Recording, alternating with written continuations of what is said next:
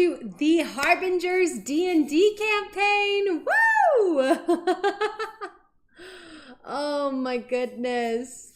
C1 class, love the comment. I remember a time when first comment was the coolest. Lol has yes. First comment privileges. There we go. Welcome back, everybody, to the Harbingers D&D campaign. We are so excited to be here tonight with you guys for part 1 of our final 2 sessions. Woo! We are so excited. Seji, Silverdust, Thaigon, C1 class, Melody Wolf, happy to have you all here and all of you wonderful, amazing people. Yes, we are so psyched for tonight. As we're getting into some big end of the world stuff, guys. Yeah, it's pretty intense. Announcements for tonight, just to kick things off, get things going. We have, so I've got a bunch of stuff cut here on my desk. We, at the end of the last session of the Harbingers, so at the end of next week's session, make sure you stay tuned because we will be name dropping the next D&D campaign that we'll be starting next year on January 13th, I believe. No, I got it wrong. No, so it's starting on January 10th. 10th. The 13th is the other. Yeah, oh yeah, that's the other thing. All I know. Okay, yeah. Okay, on January 10th, we will be starting our next campaign. But at the end of next week's session, we will be name dropping and announcing a little bit of the blurb for the next campaign. So make sure to stay tuned for the end of the next session, so that way you can get that first look into the new campaign. We're very excited. The other announcement is, at the end of the Harbingers campaign, we'll be having a Harbingers reunion, what happened after the end of the Harbingers with all of the characters. That will be on December 13th. That's the one on December 13th, yeah. So that will be next month, December 13th. Be sure to watch. It's not going to be that long. But at the end of that, we will also be announcing more stuff for the next campaign. So if you want to get all of the early details, be sure to be there or be square. Final-ish announcement, I think. Our campaign keepers are super cool and they're on Amazon. So you might have seen our TikTok or Instagram or YouTube about our campaign keepers. They are super awesome books. This is the 2nd edition that you can get on Amazon. So if you go to our website, rosemarypgstudios.com, you can get your very own campaign keeper. It's really awesome. You can keep track of your character. The 2nd edition has your background, inventory, unique items, companions, days traveled in game. You can keep track of that, major and minor NPCs, and then just a whole slew of session notes. So amazing. There's 200 pages in these books, which is really awesome. So yeah, we're all going to be keeping our campaign notes in these for the next session. So be sure to get your very own at rosemarypgstudios.com and follow the link so you can get it on Amazon. Very exciting. Real quick. I saw C1 class's comment of plot twist, Amaris is secretly a mind flayer and this whole campaign has been an illusion. Yeah. I can't believe you found that out. He cracked the code. How did you guess that? C1 class, why'd you spoil it? I can't believe this guy. No, just joking. We're just playing with y'all. But we are very excited for the next campaign and for the ending of this one because it's gonna rock. So I guess without further ado, I believe that's the end of all the announcements tonight. So without further ado, we shall go into our recap of last session. And I have an announcement, teacher. oh, yes, Dave. I love you guys. Aw. That's a Where good announcement. us or the audience?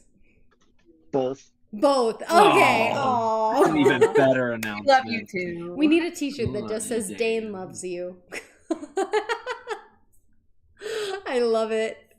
Yes, we love you guys so much, and we are so grateful for you guys who have stuck with us throughout this campaign and have enjoyed the story. Your support means so much to us, and it allows us to continue to make all these videos on Rosemary Peachy Studios, as well as the Harbingers D&D campaign. It allows us to create clean fantasy content at a free cost to you. So it's free. So everything that you guys do to help join the campaign, your comments, your likes, sharing it, all of that just goes to help support us in creating clean fantasy content for other people to enjoy. That's free. So the more you share and support, the more that we can provide this content to everyone. So we love you guys so much, and we're so grateful for you guys.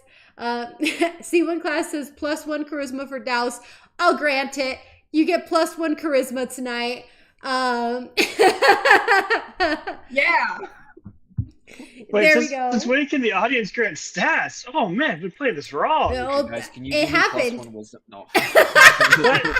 That puts me at 12 charisma for an actual +1. Well, there you go. Yeah. Power. Wow. It's permanently in there now. You've got the +1 charisma. There you go. Love you. Thank you. I love it. Well, we are so grateful for you guys as the audience. And without further ado, we would love to get into the recap of last session. And then let's hop into part 1 of 2 of our final 2 sessions. So. All right. I got notes from last week. So, wait, let me go back one more page. Sorry. Few notes. Okay.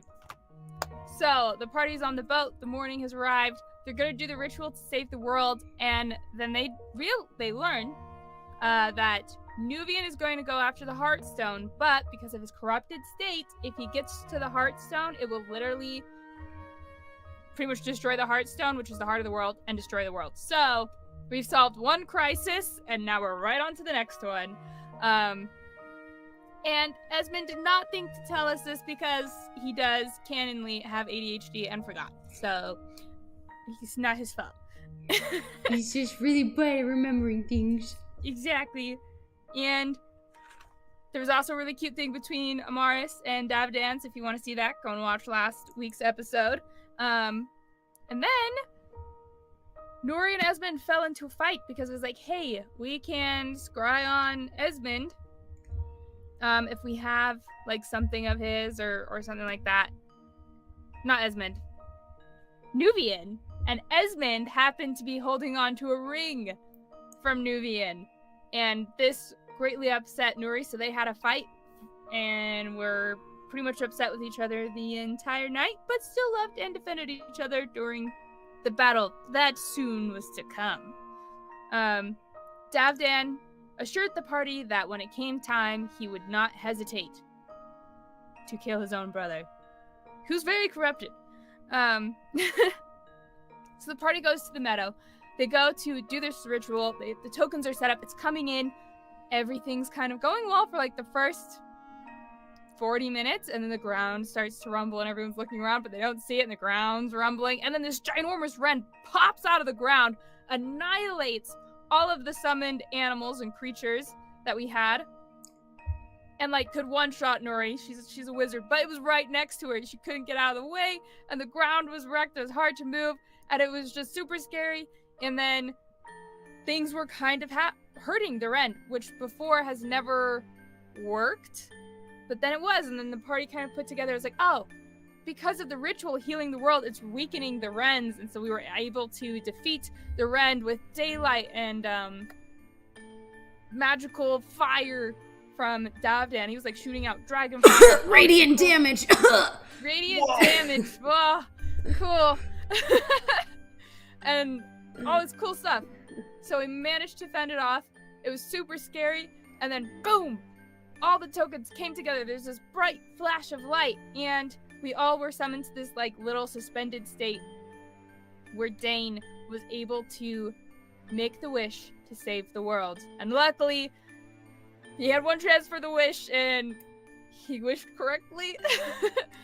And once the tokens disappeared, the world was a lot more vibrant and beautiful, and the grass was just richer and greener, and there were these like little floating things. Even though it's now technically fall, life was just like reborn, and it was growing, and it was beautiful, and it was amazing. And so the world has been saved from crisis number 1. Crisis number 1. And crisis number 2, the Heralder. Oh no! Is yet to come. It's yet to come. What will we do? Well, I guess we'll see what you guys do. All right, tonight, let's dive in. As you all have finished this ritual that has made the world more vibrant. And at this point, you decide to return back to the ship, with the world around you just feeling much more full. You actually, as you walk back, you notice that there are sprouted flowers that seem to have just sprouted, even though, yes, it is fall. They've sprouted and are now going through a very quick process of closing up for the winter. But they're bright and open for you guys at this moment as you head back to the boat. The escape plan, where the rest of your companions are awaiting you. Alrighty. What are you guys going to do now? First thing, as we're walking back to the ship, if Esmond lets Nuri, because they were fighting, she will have like kind of gone up to him and just like wrapped her arms around him and like be walking that way back to the ship. Still a little shaky and scared from And he would have grabbed you if you were going to do that, and he would have wrapped you in his arms and walked back with you like that. Kissing the top of your head. Still not talking, because he's a little miffed. Can I ask that he Princess carries her?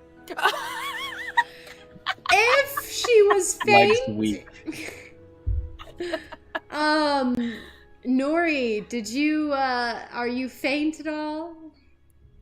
She's not faint, but he could tell that her like arms and like hands are like shaking a little. High She or was low? very scared. High or low, Megan? High or low, Megan? Let's start off high. Let's have high expectations here. Okay. It was low. He will just cuddle her as they walk back. There's still Well, dang, it was worth He's it. also tired. Just. He's tired. The sun was really bright. I couldn't see a thing. Yeah, that daylight Said spell, you if the it hit cat. him. Yes! Yeah, if only. Alrighty. Oh, re-roll with inspo? Okay, alrighty, re-roll. Alright, Zeji, you're using your inspiration. And that was high. Okay. Let's go. Let's go. As he kind of like, you come over and you hold him, and he just like, no, get over here. I'm holding you. You got scared. Saying that more with his body language rather than his actual words. And he holds you, and then as the group begins to walk back towards the ship, he goes and just picks you up effortlessly. And Princess carries you back towards the ship.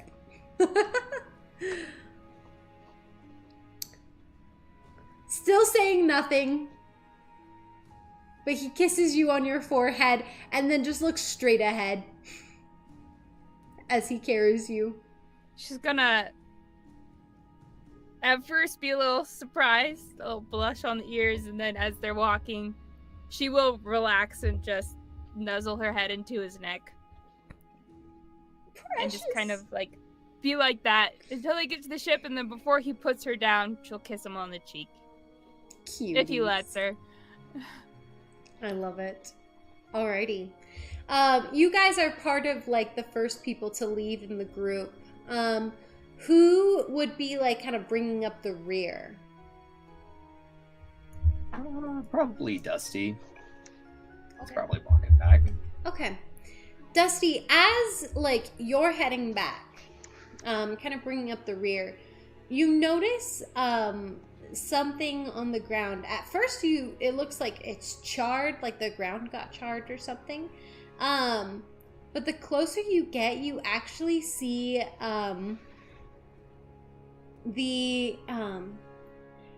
like a tiny patch, like circle patch in the grass that has this bud of a flower sprouting out of it. And when you kind of like look around, you actually, and like the grass around it looks charred in like that little circle, but there's just a flower sticking out of it that wasn't there before. And when you look at the area, it looks like there are 9 of these flowers around in a circular pattern.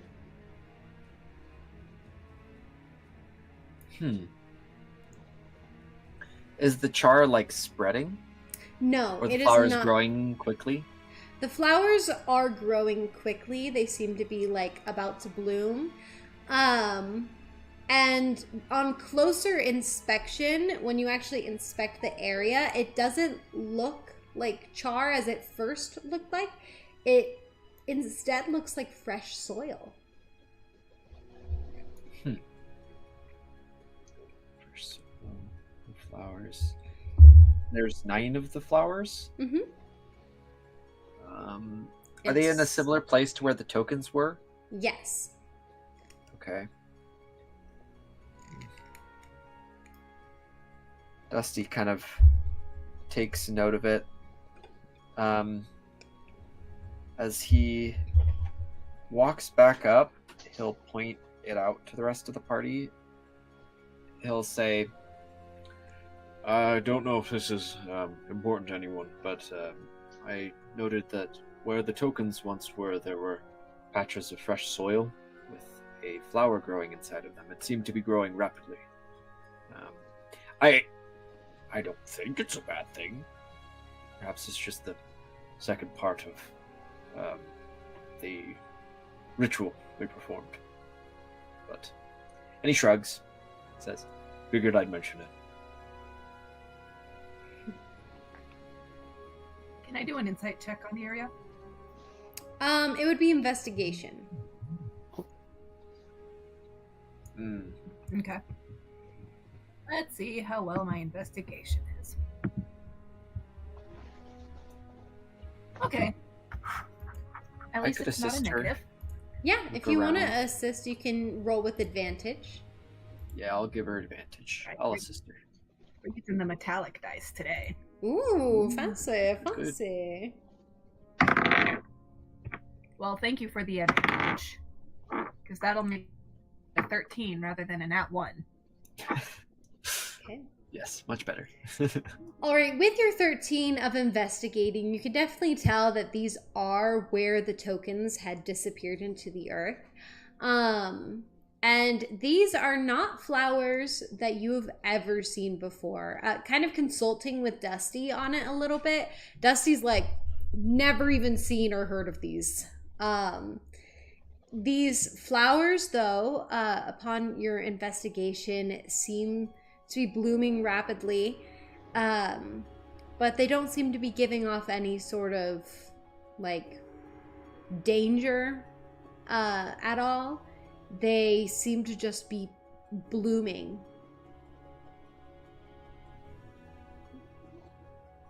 Well, it's nothing dangerous, that's for sure. Yeah. Perhaps we should worry about this after we figure out where Nuvian's at. Right. So we should probably get going as soon as possible. Are we all good to go, or do you think you guys need a quick rest after that fight? We can probably rest on the ship on our way there.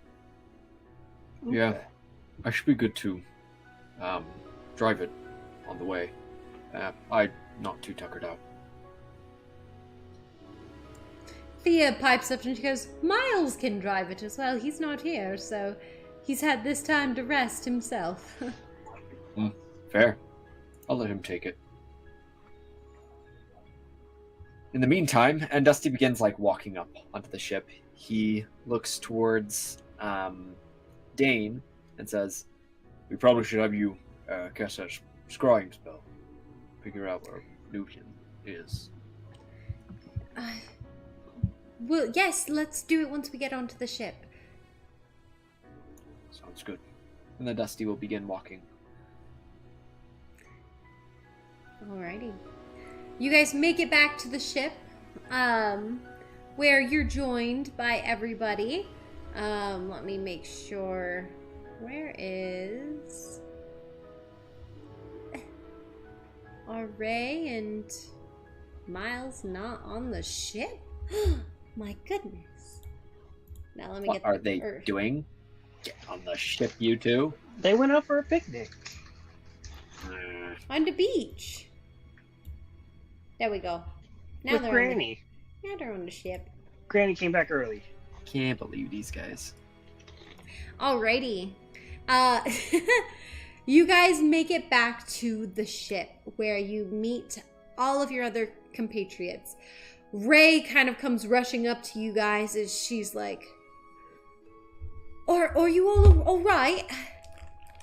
We saw the big rend over there and we were worried about you. We brought up some health potions and you notice Granny kind of hunkering over, bringing some health potions over.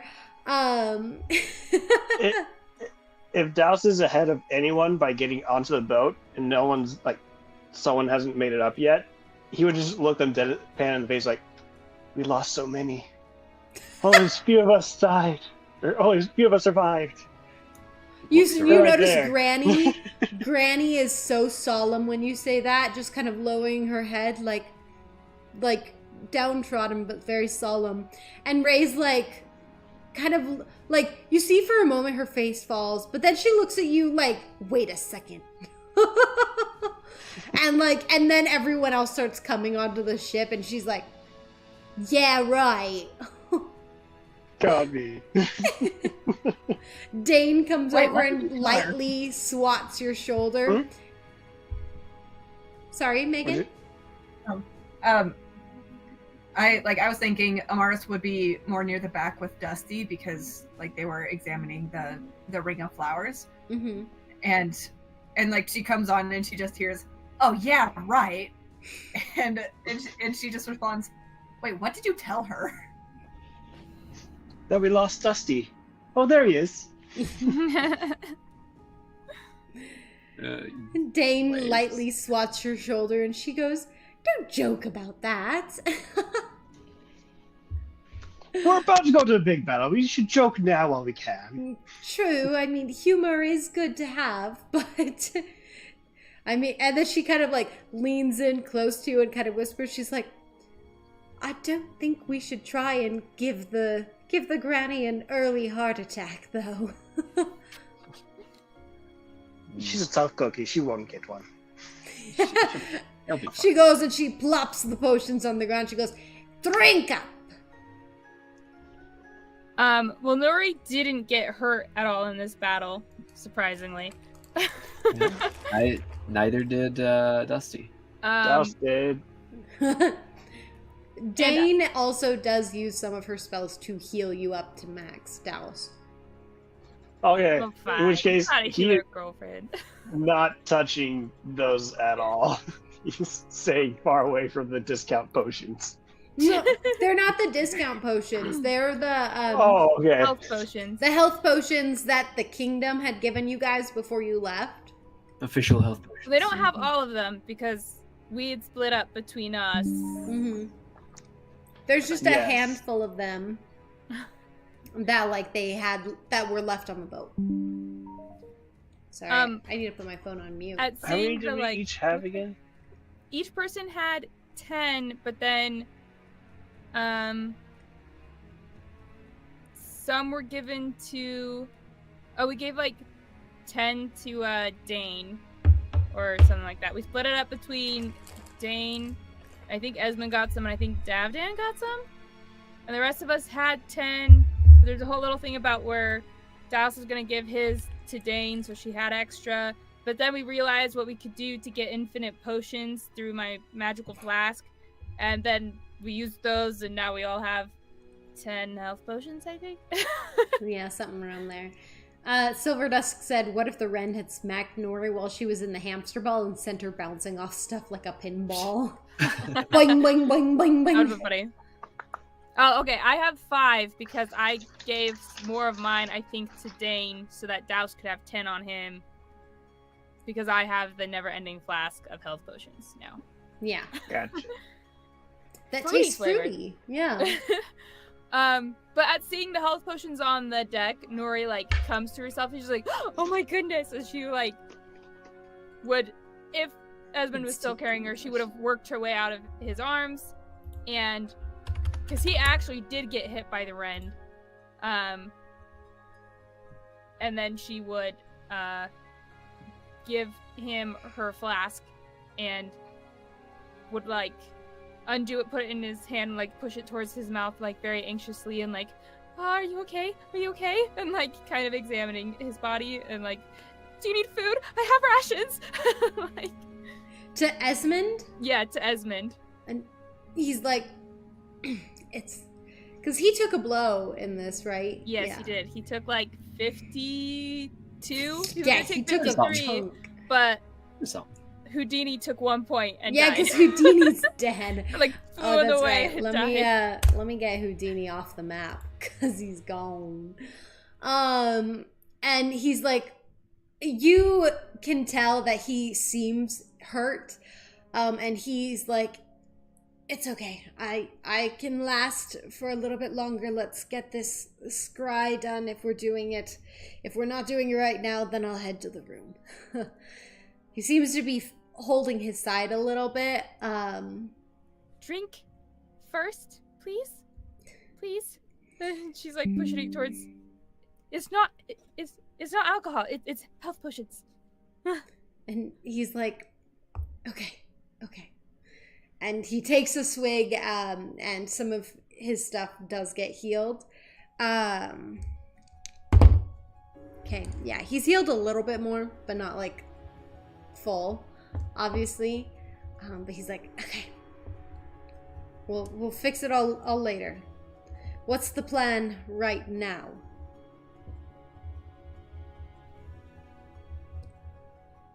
I say we scry and then get on the road.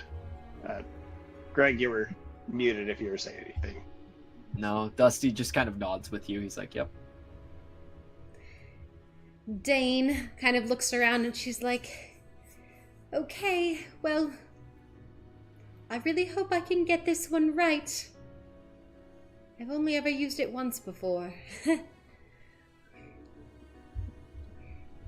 And she, upon looking at your reactions, Douse, Dane kind of looks at you and she's like, oh, not in any creepy way.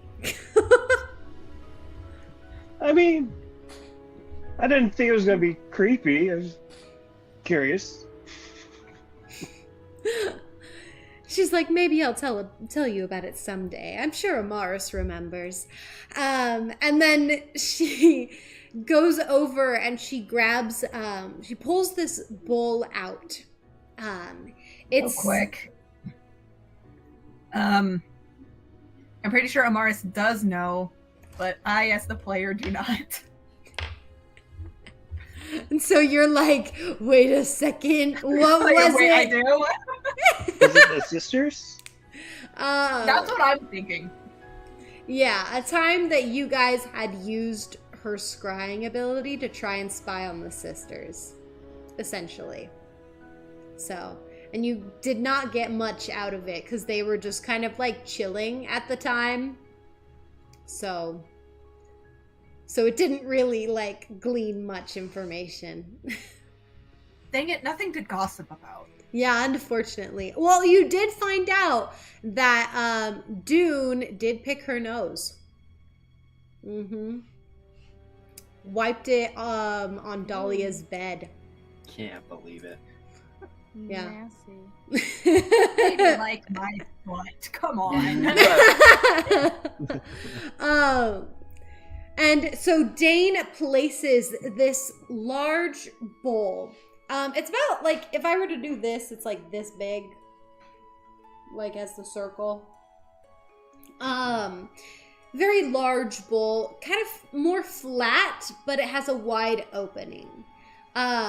She goes over to you, Douse, and gently takes your flask of endless water from you, and pours enough water in there so that the bowl is full of water, and then hands you back your flask. Did Esmond already give her the ring? Not yet. Okay. Then she turns to Esmond and is like, "May I have the ring?" And he's like, "Of course," hands her the ring. And then she's able to cast scrying. Does someone want to put that in the chat here? If anyone got does you. have the spell. Just so I can remember the dice rolls for it. Yes, I think he's gonna have a +1 because she's never met him, so it's secondhand knowledge. But she has an object, so it's -4. So Okay.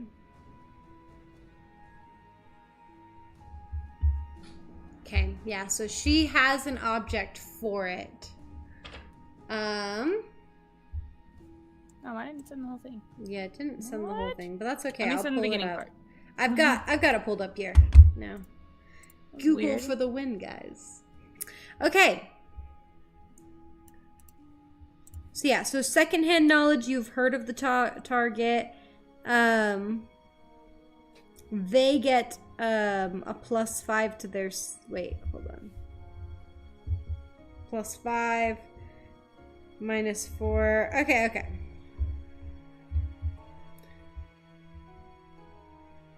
All right. So Nuvian essentially is the one saving on this. He's rolling for the save modifier.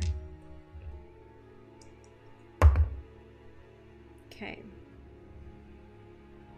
Alrighty. As you guys gather around this bowl, so you guys can all get a glimpse as to what's going on here. I'll put Dane in the center here.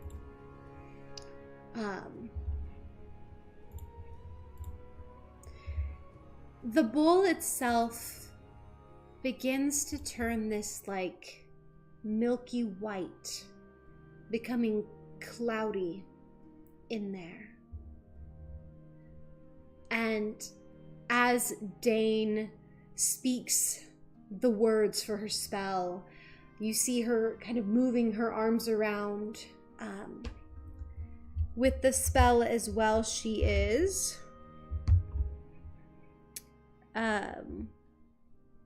yes. You actually notice her pull a little flask out from within her robes, and you see her pour a drop of water from this flask into the bowl. Cap it and put it back into her robes. This is when the bowl, the water inside the bowl, turns a milky white and begins to swirl. And after a few moments, she stops speaking, but you notice her focusing so intently on this bowl so that you guys can all see.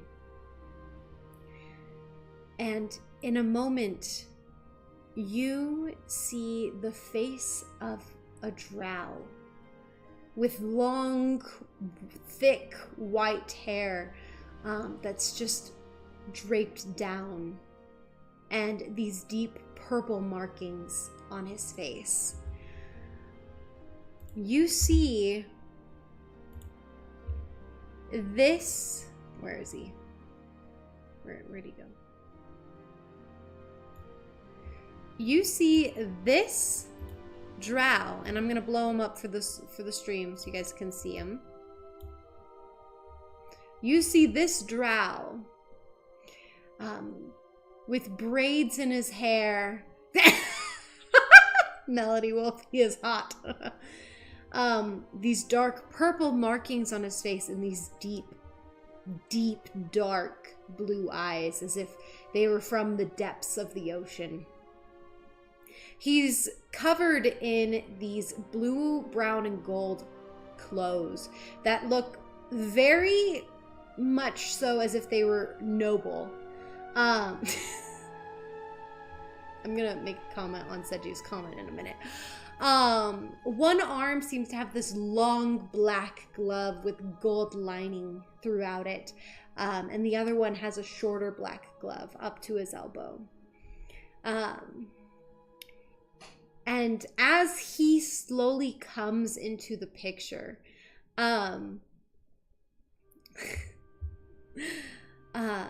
you notice him just simply standing where he is, his hair kind of blowing off in one direction as if there's a breeze hitting him. Slowly, a little bit of his surroundings come into view, as it seems like the floor beneath him is wood planks, and you can recognize a spray of water. It seems that he is on a boat in the ocean. You hear a seagull caw. And for you, Douse and Dusty, those of you who have lived on the coast or close to the coast before, you recognize that that means he's close to land. As Nufian stands there for a moment, and another person enters, walks up to him. And Amaris and Dane recognize her instantly as Dahlia, the sister, the last alive sister to Amaris and Dane, steps forward, and she turns to Nuvian, kind of twisting her hair on her finger. She goes, "I thought you said I was going to kill my sister soon. It's been so long. You're just reining me in." And this deep, silky voice responds as he goes, "You'll get your chance, young one. All in due time. I assure you, your sister is closer than you think. Now off." And she just kind of stomps a little bit and walks away. And after a moment, Nuvian clasps his hands behind his back, and his eyes turn straight towards the invisible sensor. He's looking directly at you all through the scrying bowl. And he looks up and he goes, "Very close indeed." And he winks, and the scrying is suddenly snuffed out, and the bowl returns to water. Okay, I've got to stop laughing in order to say this. I'm so scared. So, I have seen everyone's messages in the chat about Amaris wanting to reconsider about going to the dark side. But this is what she has to say after seeing all of that. Seeing Nubian, seeing her sister go up to all this, she just stares there for a bit. There's a bit of a pause, and she just breaks the silence with, "Wow, Dahlia must be getting desperate." Fourth wall breaking. I gotta say, Seji said a comment at one point that he's bringing sexy back, that I really want to give Seji inspiration for that. Because that was really funny. Hey, you got You get inspiration back inspiration. for that one. Uh-huh. So But yes, he does recognize that you guys were using scrying, and he does break the scrying off. So Dane, steps back and she's like, and Douse, you can tell that Dane is upset. She is very upset because of Dahlia. She goes, "Oh my gosh." He just kind of reached down, grab her hand. If she's not waving it about, that is. She lets you hold her hand, and she kind of nuzzles into you a little bit, and she's like, "I can't believe Dahlia would side with him." I mean, I'm not surprised. There's got to be more to the story than what we know. I mean, she is a grade A jerk. I think that's a bit of an understatement. Is there anything we can say that's higher than jerk? I can, but the stream will not allow me. a rabble rouser. A rabble rouser. Come on, Bard, give us your Two-faced. best vicious mockeries. Two-faced Bards. boot chewing. Oh no, we're gonna save those vicious Bottom mockeries for feeder. when we actually face them off. Oh, okay. Nice. Wait, so they were in the water, correct? They were on a boat. Bessie. Mm-hmm. And we all saw this? Yes. Okay. Dusty is going to say, "Yeah, we better hurry. Since they're close to land, they may already be by the Lux Empire. That or just be leaving. I can get us there. They have trees." Oh. Dusty shrugs. He says, "But we have to move quickly. We don't know how close they are." How much can we fit through your portals? Because, I mean, we might not be able to bring everyone with us if that's the case. Seji, I love your comments. Good And question. C1 class. I can cast the spell twice, which would give us about 12 seconds. If we all line up and move quickly, we should be able to get through. As many as are able to go. There is the danger that he is just trying to bait us one way to go another, but I don't know him very well. And Dusty just kind of shrugs. He says, "Either way, we gotta move quickly." I also have a teleport spell that could get us there. Okay. But that one can only take 8 people, though, so... Who's coming with us? Esmond speaks up and he says, "I absolutely would come with you. Do you think we need time to rest a bit, though? As much as I hate to say that." Nuri looks at Esmond very concerned and goes, "We should rest." I mean, we can teleport there and then rest.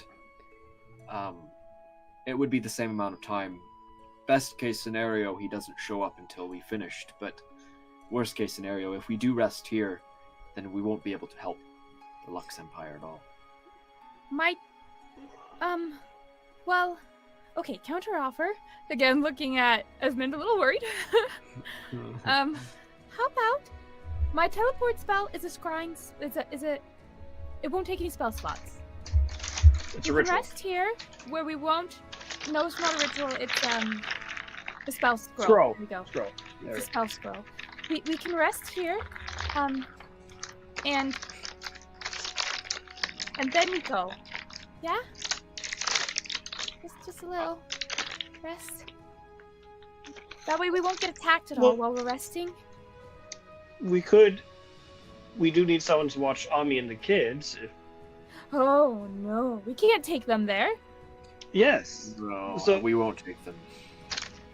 I was saying if Esmond, I mean, I'm feeling fine, but if Esmond needs to stay back to rest, Esmond later, kind of or- stands a little straighter. His hand is still on it, holding his side, and he goes, I'm not leaving, abandoning this fight. it was an option. Not one we had to take. He kind of exhales a little bit and leans on Nuri a little bit more. Now that the adrenaline is kind of worn off, he's feeling it. And Granny pipes up as she's still there. She goes, I could watch over the kids. I have raised several children. I know how to You're not keep coming a to the front child. lines with us. No. Oh. I will definitely come join you afterwards. Have a certain someone I'd like to see and visit. But I will, I would absolutely love to take care of these children. I'm very good at keeping kids alive. I've a straight streak of no deaths under my roof of children that anyone knows of.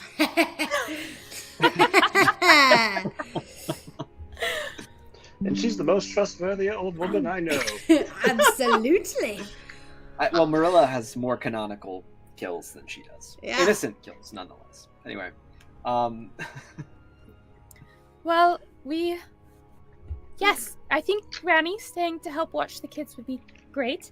If we rest here first, then we could have some food and say any goodbyes in case things go wrong. And if we use the teleport spell, we can take, looks to Esmond, 3 more people, and then anyone else could come along on the boat, assuming we finish the fight before they get there, because it takes a couple days to travel across the ocean. So I would maybe have Miles stay behind to help. Miles is like, yes, I can drive the boat. I'd be okay to stay behind and make sure everyone made it there safely. yeah. Can I make a check to determine how close Nuvian is to shore? I would say no, just because you weren't really able, like, you got the seagull that he's close enough to shore that seagulls are flying. So that would be the only amount of information that you could get. You don't know if he's like a couple hours away or like right next to it. You couldn't really tell from the scrying. And that could be leaving or coming to the dock, depending. I don't know if did they have seagulls through the mist? Yes, they did also. Okay. But there's also seagulls on the boat here. We could move in multiple groups. Dane, would you be able to cast that scrying spell a second time? Yes, I should be able to. My thought, and I'd like all of your input on this, if I bring a handful of our group first, then we'll be able to give the Lux Empire a better warning. We've already let them know that Nuvian may be on his way and to prepare as if he was, but it may be good to let them know anyways. Perhaps through scrying we might be able to coordinate some sort of backline attack, an assault on behind the front lines. And Dusty shrugs. He's like, I figure that Nuvian's got some sort of forces other than himself. So, maybe good to pierce past them. If we can get past. Although, it may be a little bit difficult still. Between scrying and cross-communication, we may need to do something a little bit different. And Dusty, again, he shrugs. He says, I don't know. Any thoughts?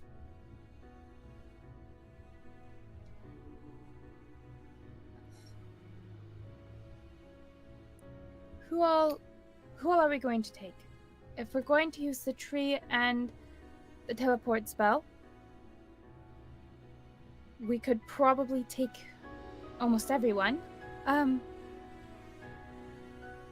We should have more than just Granny with the kids, though. At this point, like, everyone pretty much has gathered from the ship.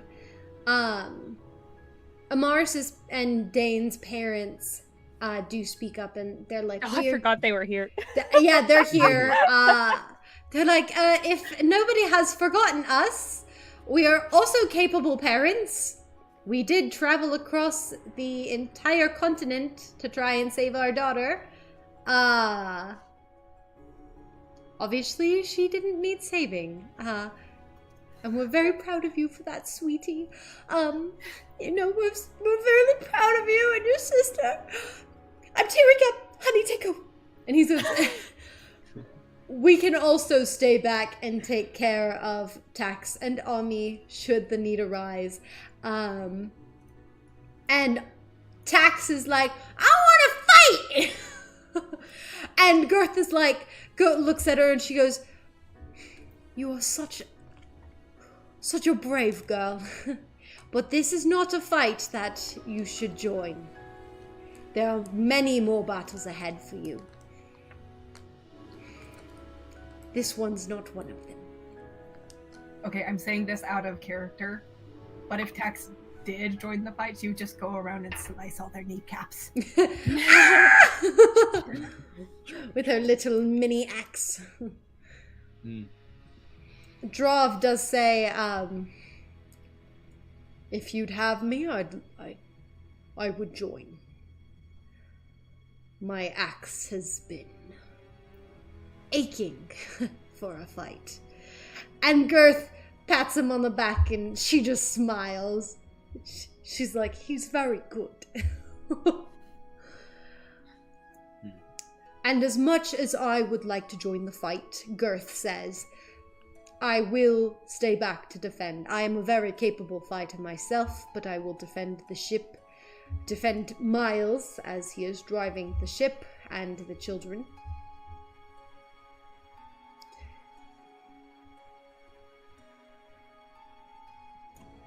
Dusty nods. He says, I trust that you'll have them in good hands. And Tax, don't neglect your responsibility either. You're helping to keep the ship safe.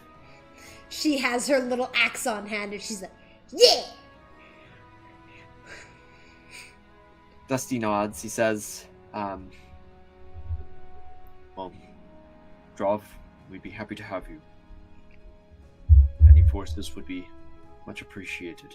We don't know exactly what we're getting into, but we know that it's going to be big. Emily, just so we can visually tell how many people we need to transport, could you move the ones we've said will stay onto like the upper deck or by the Yes. steering wheel? Mars's parents, Girth will stay, the children will stay, and Granny will stay. And So will far. Miles be staying? Miles will also be staying. Yes, he's going to be driving the ship. So far, those are the only ones that have been confirmed to stay. As Girth is like, they need a fighter on this ship, and I'm a very good fighter, so... Okay, so we have 2 more than my teleport spell could take, but we could probably get all of us through the trees if we do the tree route. Yep.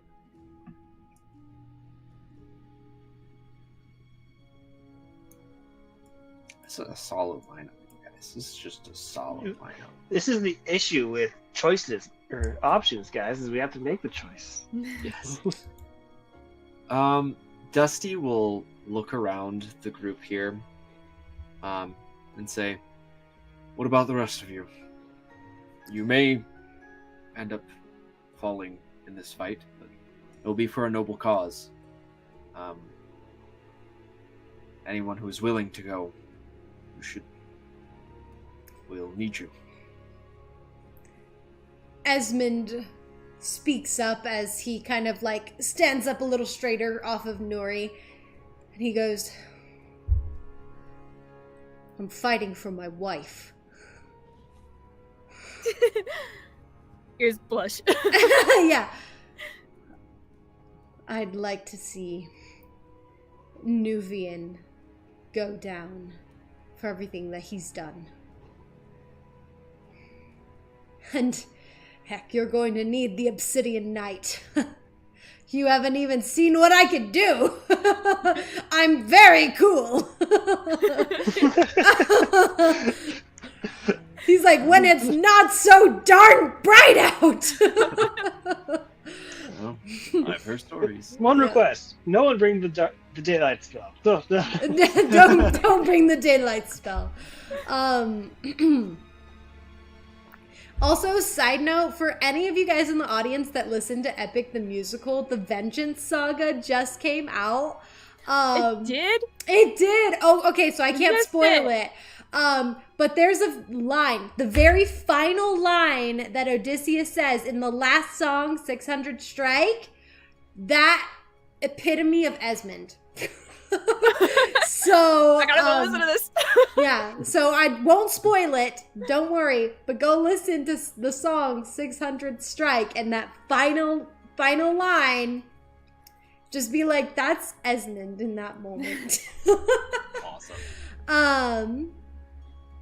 Yes. So Esmond says that, and then Davdan goes, I'm going to be there, no matter what. I have to fight for my kingdom, my future kingdom, but my people. And, you know, the world and all that's good to save as well. But my brother has hurt a lot of people and must come to a realization of his actions. He must be stopped. Thea kind of like pipes up and she's like, I'm always down for a good fight. So if you want me there, I'm happy to fight. I'm very good. And she looks over at Dusty and she's like, I'm still fighting to protect people. Dusty lets out a toothy grin. He's like, yeah, that's my mom.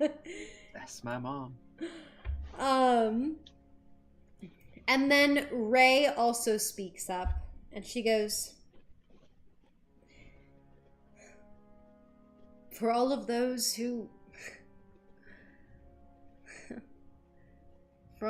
people who have had no voice, I hope that we can help inspire them to have one. This fight is for the end of the world. Well, to save the world. And if I can do my part, I'd be happy to be there. Show everyone that tieflings aren't so bad after all.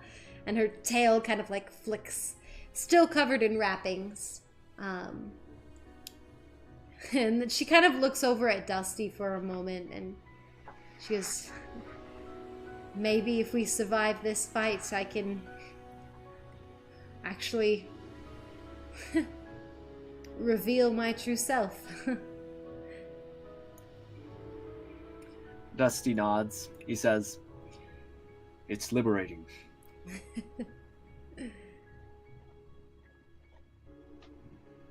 And what of the rest of you? I know that I'll be there.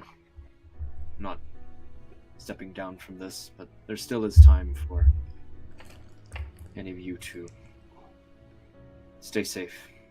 There's nothing wrong with that. Survival of the fittest, after all. Well, there's Well, no we've question come I'll this be there, far. obviously. Have fun, guys. Bye. No. House backs out last Bye! Plot twist. moment. What a twist. I don't think it's even needs to be asked. I will give you guys the support I can. I mean, this is kind of important. A little bit. Yeah, I mean, we've all come this far. It'd be foolish to back out now. Wouldn't know what I was doing without y'all. I don't think I've fought this hard before. I don't think I would be able to do it without your support. So I appreciate you choosing to do this together. Okay. Well, looks like we have our group. I can get as many people as we need in the first wave. And Dusty turns towards Nuri and he says, if you would like to rest here for a time, you may.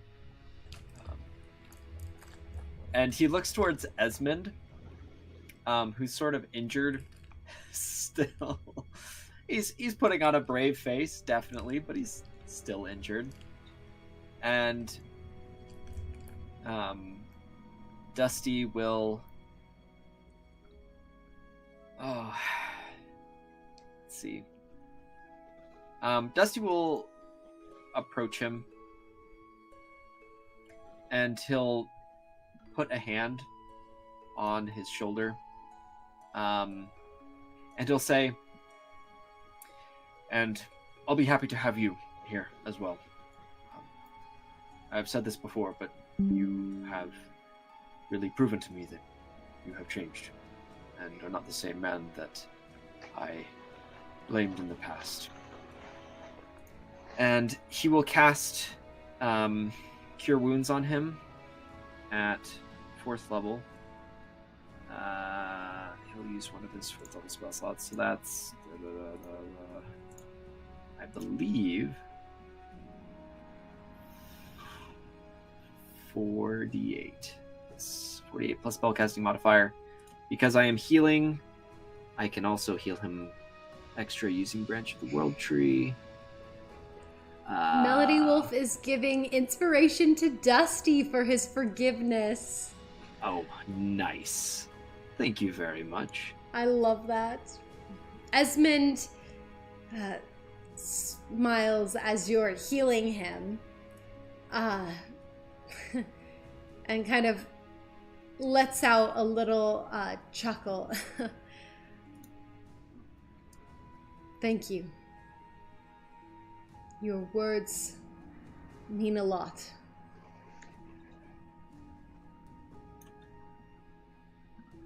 Good. I'm glad they were important to you. And he just kind of like nods. He says, I may have come across very aggressive, and to be frank, I was very upset with you, more than I've ever been upset at someone in my life. But I realize that everyone deserves some measure of forgiveness as long as they're willing to pursue it. He regains 26 hit points. Okay, dang. That was a lot more than he got from the healing potion. And he's like, and thank you, and he kind of gestures towards his side. That was very helpful.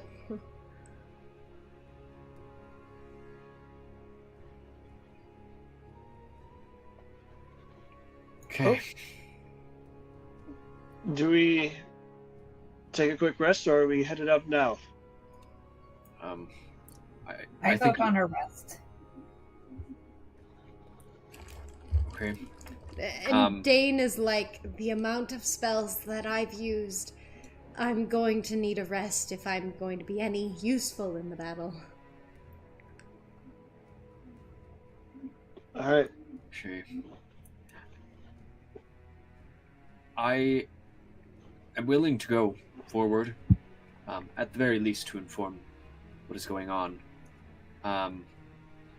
With that teleportation spell you can cast, Nuri, you can take 8 people, correct? Correct. Okay. I'll need at least one other person to come with me, then. That way we can have a second wave, and I think going in 2 groups would make sense here. You're, Ray and Drav are willing to go with you, Dusty. you're going several hours ahead of us? Yes, I figure letting the king know what's going on is important. I know we can cast a spell, hypothetically, but I'm worried that Nuvian will get there before we do. Thea goes over to you, Dusty, and says, Dusty, if I may, you are no longer a warforged. You need rest. It's something that is critical. I would suggest, we've warned the king already. I would suggest you take this time to rest with your companions. Eat some food, and then you'll be at your full capacity and full strength for the battle ahead. And who knows, if he ends up striking during this, the kingdom is already set and ready for it. We'll arrive with time to spare. I doubt they will fall in the matter of 8 hours. depending on. Yeah, I was like hours. 8, 4, 8. Are we taking it 4 or 8? I think an 8 hour. Because most people need an 8. And Yeah. additionally, they have a dragon. They have a dragon that can fight for them. And Davdan's like, he's like, what's the dude's name? Eroselium. He's like, Eroselium's kind of the best dragon ever. He's really powerful.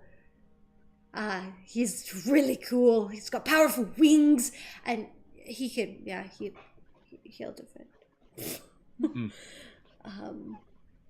And if you are that worried, we can always send someone else ahead of us before our rest. But you do need to rest and take care of yourself if you are feeling exhausted. Perhaps you're right. Does the tree spell use your staff or one of your spell slots? It will use my staff. So you won't be out anything if we wait? Just a little? No, I will not. We'll be able to make it there. I suppose you're right.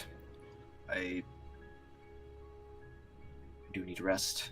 And I am getting hungry. He, admits very, very matter-of-factly. Perhaps we can give them time. And he visibly, relaxes. You can see his shoulders, loosen up, and his expression is a little less tense. I'll still send a message, though, to warn the king that they're coming by boat instead of shadow. By land or by sea. And saying that, she'll quickly send a message that'll, literally be so short that, what's his name? Nuvian is coming by with boat. He's close to land. Has a group of people We'll be Okay. there in 8-ish hours. The king essentially sends you back. Thank you. We will be watching and making sure we can stop him. Aerocelium is on the prowl. On the prowl. I love it. Literally Yeah. uses that word. Yeah. Awesome. Okay. Dusty, he like nods. He says, "Thank you. I appreciate that, Nuri." And Girth then pipes up. Well, I have been roasting a boar I shot, so let's eat. Sounds good to me. Dusty just like starts walking downstairs. Just again, very abruptly. He like completely forgets his manners. Douse like immediately follows up. You cooked without me. You were doing some ritual. True. I'm sorry. I'll show you the seasonings that I used. Good. And she goes through and shows you everything that she did so that way you can learn. And you guys eat a very hearty meal as Girth and Drav share with you that eating like an animal before, at least in their culture, they go, eating an animal before a battle is always a good sign of luck. I believe it. Yeah, you believe it. Makes sense. You notice that Tax has like a drumstick and she's digging into it. She goes, ha! You're gonna win! I'll eat more so you guys can win! That's so cute. Ace Pace is back! Ah! Can we give him inspiration for returning? Welcome, Ace. I can give you inspiration. Alrighty, Ace Pace gets inspiration for returning. Hey, Ace Space, you have the power. Esmond, Alrighty. you can give disadvantage to Esmond anytime you want. Yeah. I know you- Alrighty, guys. As you guys Please eat... don't. He's on a redemption arc. He's on a redemption. As you guys eat a very hearty meal... Is Esmond dead yet? Oh my gosh. As you guys Not eat yet. a very It's close. hearty meal...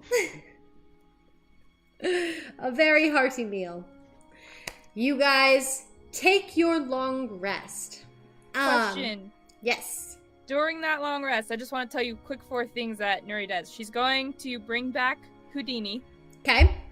And I have material for that. I bought it like forever ago. So Yeah. she'll bring back Houdini. She's going to give a letter. I don't need to roleplay these. She's going to give a letter to her aunt and uncle to like give to her dad in case her and Esmond die, to like take care of Ami and that he's like the guardian.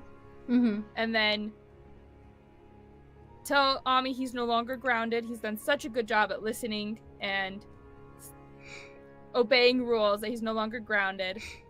Yay. 20 years Yay. early. 20 years early. Sweetie, in case I die and don't come back, you're ungrounded. Very We're good. That's pretty much what it was. But she didn't say the dying part. And then also told him to listen to his what would that be? It's like great aunt and uncle? I don't know. Yeah, essentially Amaris' parents, to like Okay. listen to them. And then the last thing she would do, like when going to bed, she would go to Esmond and would just say, I owe you an apology about the ring thing. I just thought that while you were holding on to the ring, that meant you still were devoted to Nuvian, and I got upset, but I can see I was wrong, so I'm sorry, and please forgive me. He sighs and he goes, Nuri. And he grabs your hands gently. He goes, my heart is yours. Nuvian, yes, he was my best friend. Yes, he gave me that ring forever ago, and was it just chilling in the bottom of my pack? Yes, it doesn't mean anything to me. Nuvian doesn't mean anything to me. I used to hold out hope that maybe he would change, but he can't.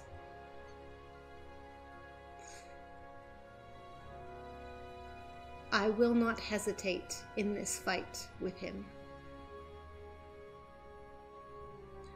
You're my top priority, and nothing else. Well, Ami is also top priority, but he's not going to be in this battle, Not gonna be so there. yeah, so don't worry about that. But he kind of like looks off on the side of the wall a little bit, and he like kind of taps his foot. You just hear the of like him tapping against the floor, and he looks back down at you, and he's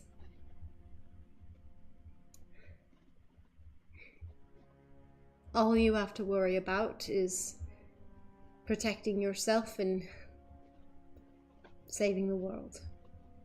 I'll be there right by your side. With what he said, she visibly relaxes and mumbles thank you, and she'll fall asleep, and assuming he's gone to bed with her, she'll just fall asleep holding his hand.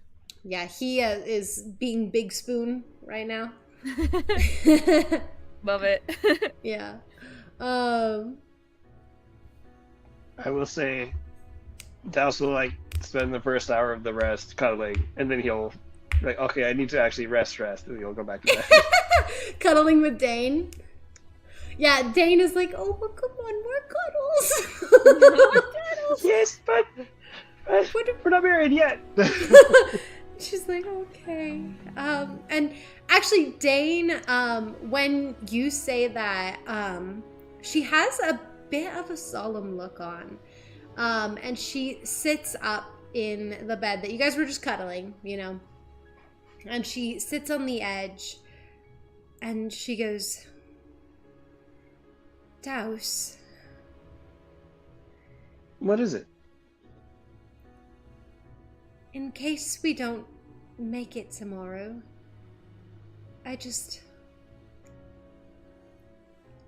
she kind of is looking down at her feet, before she turns back over to you, and her light is, or her face is just barely lit by the lantern in your room. You look into her eyes as she says, I want you to know that I love you. And I love you too. Thank you. I just want you to know that I don't think I could ever love another as much as I love you.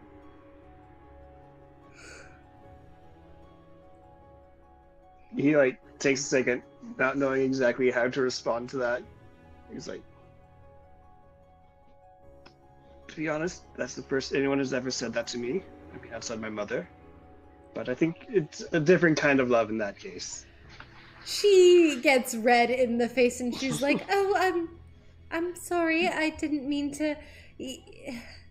I'm not your mom. No, you're not. No. And she like starts to stand.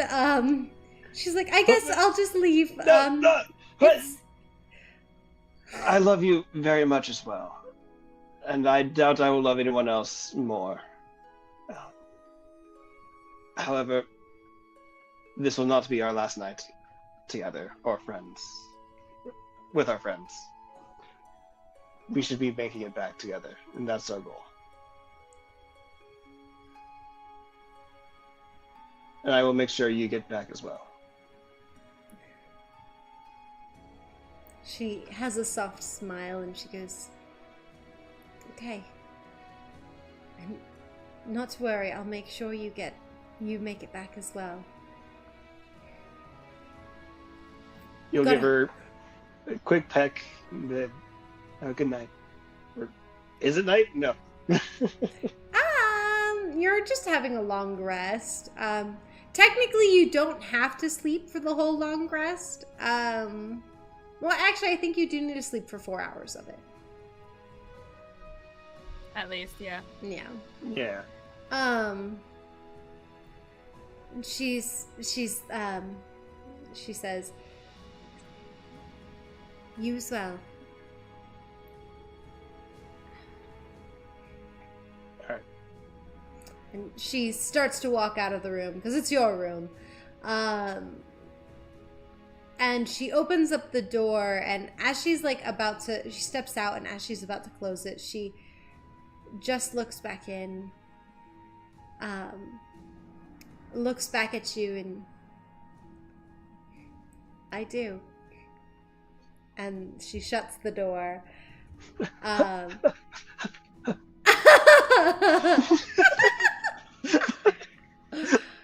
Now he knows how it feels. He knows how it feels now.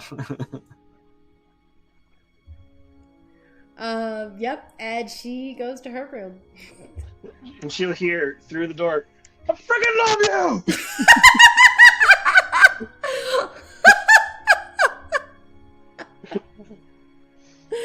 Oh my gosh. Like, does anyone else hear that? He shouted it, so if there's anyone in any of the rooms nearby, yes. Oh my gosh, I freaking love you. You just, Wait, can Amaris be passing by as he yells that? Amaris, you're passing by as he yells that, and Ami's also passing by, and he goes, ew. Amaris is just going to push Ami back around the corner. It's like, you don't have to watch. He's like, I'm going to... Fine. And he walks I'll just the go other... to my room. Yeah, that's all it was. But no, okay, he's gonna go see his mom and dad. Opens up the door, Mom, Dad, I want your attention. They just like open the blanket, so he crawls in, and they just like, cuddle him between them. Yeah. As they sleep. No, he tries You're the to... only two that are allowed to be romantic around me. Exactly. He goes to like try and get in between you and Esmond for the cuddle, and Esmond's like, nope, and he puts him right in front of you. So you're holding him, and he's still holding you. That's so funny. He goes, he's like, I liked Mommy first.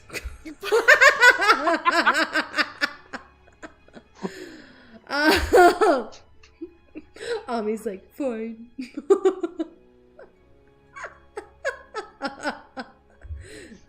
Sierra just dying over there.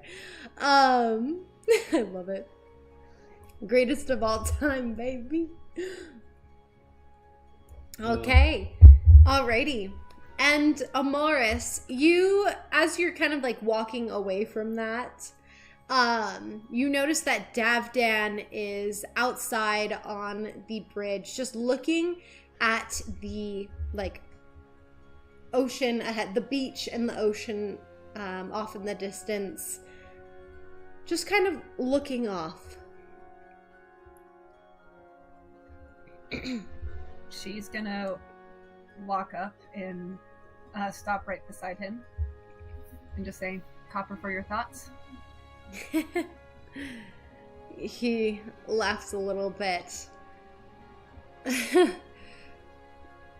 Just thinking about tomorrow, or well, 8 hours from now, as this is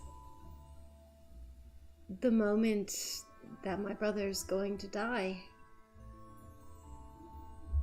Also, I clicked into the really wrong music for that.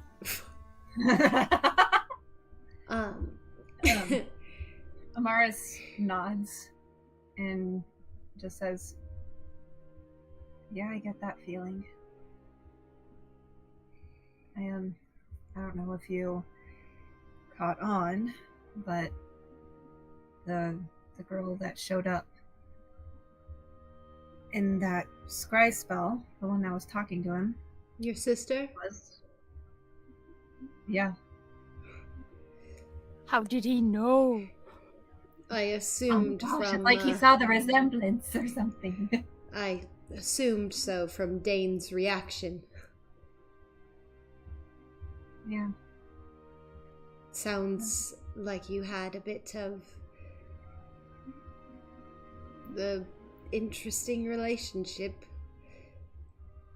Why do you think I'm out here? Certainly not not for anything quite as crazy as she is. And then he kind of turns away a little bit. Amaris smiles a bit. I actually ran away from home because of her. He turns back to you. I'm sorry to hear that. Amaris shrugs. It's okay. It was the only way that I could survive.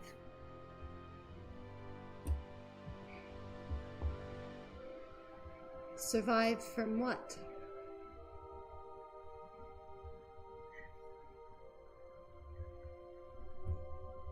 Dane is actually one of 3 sisters that I have. They're all triplets. The other 2 are Dahlia and Dune. Dahlia was the one that we saw in the scry. Out of the 3, Dane was the only one who was even remotely nice to me. It started off with just your typical... I'm sorry, I just saw Lady Noir's comment. Okay, I guess Dabdan and Amaris are cuter than my evil Nuvian ship. But she continues.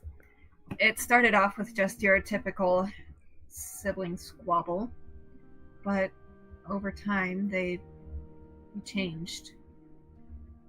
And as of, I guess it's almost been a year now, they tried to end my life.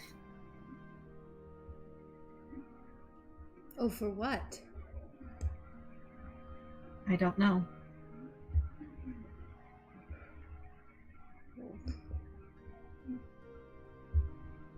I'm sorry to hear that. My brother tried to kill me as well before he left. I can understand a little bit, but still, that must be awful to be hunted for so long. Amaris nods. It has definitely been quite the experience. Quite. But I'm not going to be the same person I was back then. And it's disheartening to know that this is going to be how things end up. I mean, Dune is already gone. But there's still this debate going on that they're my sisters. If I do make that choice as a way to preserve my own life, should I bring them back?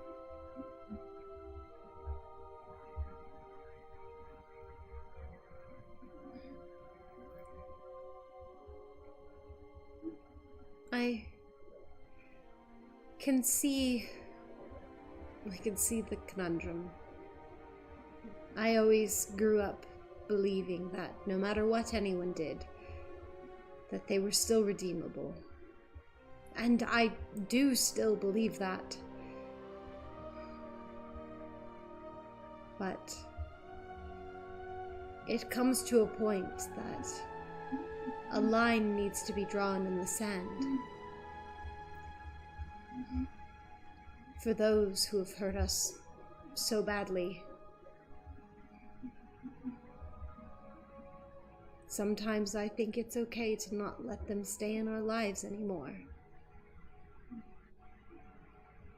It's healthy in a way. And on the subject of your sisters, it's been a thought that I had with my brother. Once he's gone, with the ability to bring people back, is it the right thing? But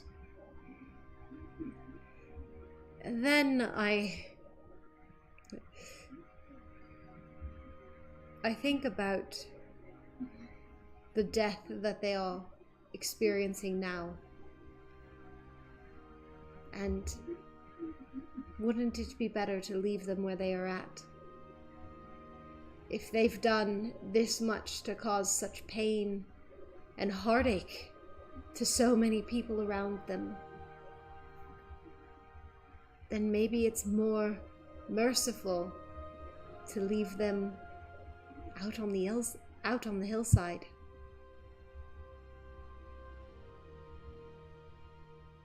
To let them pass into memory, and to let ourselves remember just the good, and to heal from the bad. I don't know exactly what everyone else believes, nor what afterlife is the 100% truth, but I'm sure that no matter what happens in the next life, that it will work out in the way that it should.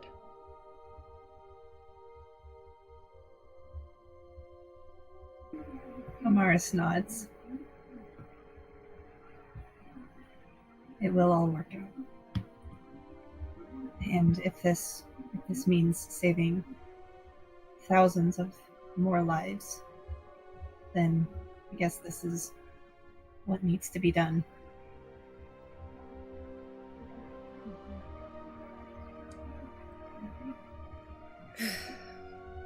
Well, I appreciate you talking to me about that. It's weighed heavily, and I do appreciate you sharing with me what you have, Amaris. I can't imagine it's been easy. And I feel the same for you. Thank you. Sierra over there just completely freaking out about this.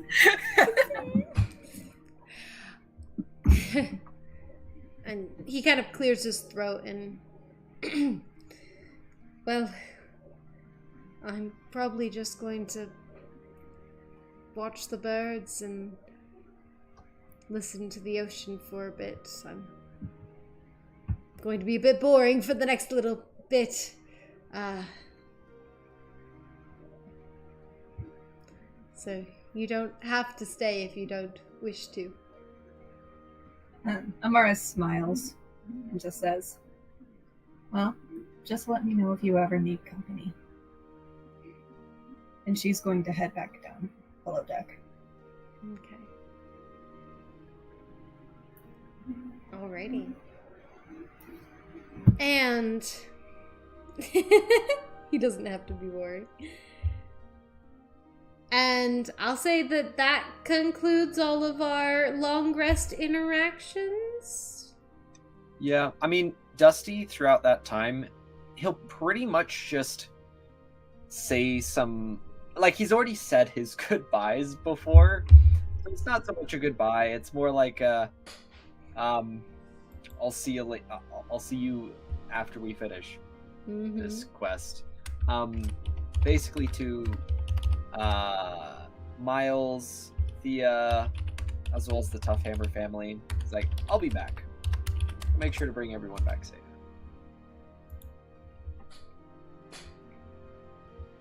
Yeah. Okay. And the Tough Hammers are very insistent that it's not a goodbye, it's a see you later. Yes. Mm-hmm. Drav and Girth share a very passionate kiss in front of everybody. Yeah, Sierra. As you all prep, you finish your long rest and you all pile up on the deck ready to teleport or travel via tree, depending on what you're doing. Okay. I'll take a couple people with me. It might actually be good for me to take the sneaky people, and then we get behind their lines. Okay. Okay, so Thea will go with you then. She Yeah. can be sneaky. And Ray can be pretty sneaky too, so she'll go with you. Awesome. Yeah. So we're splitting the party? I don't know if We're not trying to go the same spot? It may actually, honestly, maybe better to just kind of all go to one point for multiple And then- reasons. But you know, strength in numbers and stuff. If Yeah. we need to get behind them, we can still get behind them as long as there's a tree on that side and a tree on this side. So Esmond says if you go to his family home, then like there's a tree that they can easily walk through right there, just outside. Okay. as- Sounds good. And their home is like fenced off and secluded, so like Plus, we don't know if he's actually touched land yet or not, or where he is at. mhm. Yeah. It's true. Does anyone have something specifically from the Lux Kingdom? I mean, we have the health potions, but it's imported from different places, and it's kind of risky to use that for a teleportation spell. Esmond kind of was like, I mean, it's been a long time. Davden's like, I mean, I've got my clothes, Mum. Oh, that'll And work. for a second, Granny comes forward and she goes, "Oh, I've got something for you all. Oh, Think of it no. as a token of appreciation." And she goes swinging in the air on a cord. It seems to be a necklace, like a medallion. And she goes over and she pops it into Nuri's hand, into your open palm. And Davdan kind of like looks at it for a second, like in your open hand, and Esmond also looks at it and is like, "What the heck?" And Davdan's like, Where'd you get that?" And Granny's like, "Oh, you know, I was giving it to me. I have my ways." What is it? And Davdan's like, it's a proposal necklace. No way. Yes. Granny, who'd you take this from? Granny's like, "I had many admirers on the island. It was a wonderful pit stop. So many potions. None of love, don't worry. I use my looks." It's the equivalent of like, oh, what is it? Oh, I just had the idea. I lost it. Ah. Davdam's like, "Excuse me? The So- blacksmith?" Oh, yeah. Instead of like selling her firstborn, she's just proposing marriage. She's like, "No need to worry. It's all right. We'll see what happens. That's why I'd like to come visit again." I'll be sure to give this back once you reach the Lux Kingdom. Why didn't I get a necklace? And Esmond's like, "I couldn't get one." Oh, it's okay. I prefer the rings anyway. Thank you, Esmond. Don't worry about it, honey. Esmond like looks really sad for a minute because he's like, it is customary in our culture, but like, he didn't have them because they're unique to their island. I love the rings, Esmond. It was so considerate of you to propose to me in the way I would understand. And in my way of culture, that was so considerate of you, honestly. Perfect husband. Perfect. Thanks. Kind of rubs the back of his neck.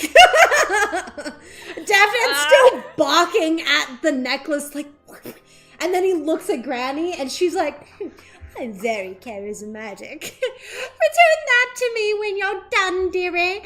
I'll go check on the kiddos, see if they want some coloring pages. So, to Dusty, meet in front of Esmond. Oh wait, you didn't see Esmond's house. You haven't I seen did that not. tree. I've What's the seen tree you've trees seen? outside of the royal palace. Well, palace. He puts in quotation marks. Oh, yeah, the main place. That would be Trees pretty there. far away from the beach, though. Do you remember any trees like near that bottom lake? There was like the lake and then lake and then. I do. I mean, Yeah. like, Esmond's like, we could also just go to right outside of the main citadel.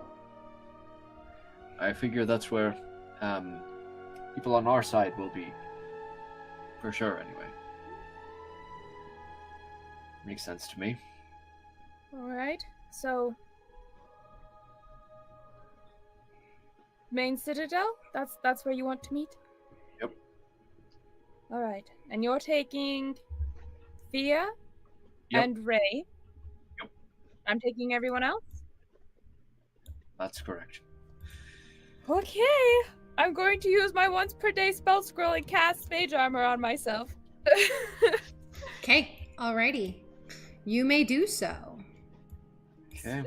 Reggie. Oh, are our temporary hit points from the last battle gone, Greg? Is it a long Up rest? to DM discrepancy.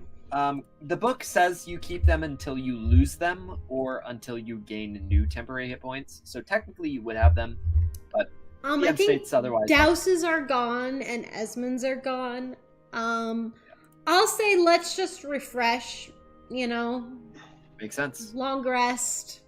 So let's say they're all gone. Okay. Okay, alrighty. You guys ready to head to the Lux Kingdom? Yep. Also, I gotta just make a comment. I love the comments right now, especially with all of them being like, the blacksmith, the what? Granny gets around. Alrighty. So, Dusty, you head out off the boat to a tree. That you cast your spell from your staff, and the tree, like, it begins to twist a little bit and form this archway in which you're all able to travel through with a glowing green light that just looks very earthy. Markiplier's voice. That's really funny. Does C1 class already have inspiration? Yes. He does. We do. Okay. So I can't give him more.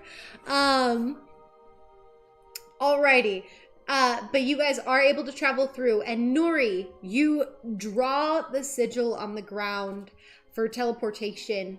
And using the stone, because it is from the place, it's created with these minerals that are mined there on the island. And sorry, I got distracted for a second. And you all feel this pull and this tug. And Dusty, just as you all are finishing traveling through the trees, the rest of the group appears out on the island. And as you guys come out onto the island, what you see is fire. Oh no, we waited too long! As buildings are up in flames, trees are on fire, people are crying out in fear, running all over the place. There's panic, there's chaos. There are drow in the streets attacking people with other elves fighting back. It seems like you guys haven't arrived too late, but you've arrived right in the midst of the battle. You look to the front of the palace, and there look to be some the palace, the main place, the citadel. And there looks to be some guards that have just finished striking down some drow. They notice you guys and they say, and one of the guards calls out and goes, "Head inside, protect the king!" Run away! Sounds good. Okay, I'm gonna move you guys onto the royal throne room. Douse will grab Dane's hand to make sure she stays close. Okay. Okay, give me one sec. You guys have... I'm gonna say that with this, Ray Nymph and Drov Toughhammer actually are like, hey, we're actually going to head out and try and help people out in the streets. You notice Ray is reaching out for a bunch of potions that she's going to be chucking at people, and he pulls out his axe and he enters his rage as he goes, "Ah!" Okay, Why does the dragon have a red circle? back here. I didn't notice that. Let's hope it's not. Let's hope it just doesn't mean anything. Yeah, the dragon's friendly. There's a dragon It's that's okay. friendly. Don't worry, I'll explain the scene here in just a second. So you guys have Dane with you, Davdan, and Thea is with you guys. Or should Thea go and help the other group? High or low? Yeah, higher. I'm gonna put it at a high or low. Does the audience want to say if they want Thea there or not? Absolutely. Hi there. You want Thea there. Okay. Alrighty, let's see. It was low. I'm sorry, guys. Thea's gonna end up joining the other group. Drov and Ray and Thea run off to go help the people. Thea immediately takes out her bow and immediately one-shots a drow. As they start going. No, she's so boss though. Yeah, she is so boss. She might show up. We'll see. We'll see what happens as they're trying to control what's going on. As you guys enter into the throne room, there are... I'm going to zoom out for the audience here. You might not be able to see super well, but you can see red versus blue. You guys come and enter into the throne room, and you see several drow fighting guards or other elves that may not be dressed entirely in guard attire, but they are there fighting, men and women alike on both sides. There are just groups of them fighting each other. Up in the center of the throne room, you see the king being surrounded by a ton of guards of bunch of his guards. They seem to be like going ham and downing drow. The dragon is up by the throne. He looks to be wounded on his side with a big gash with sticky hot red blood dripping down from it. But he does not seem to be acting injured. He's still fighting and batting away drow, and he breathes out a breath of fire at times, and other times he'll breathe out this breath of this light pink smoke, and drow will just instantly fall asleep where they are standing. But he's trying to be careful with that one so he doesn't hit allies, so you don't see it very often, because he's trying not to put to sleep the good guys. The dragon has a red circle around him just because that's the token I had.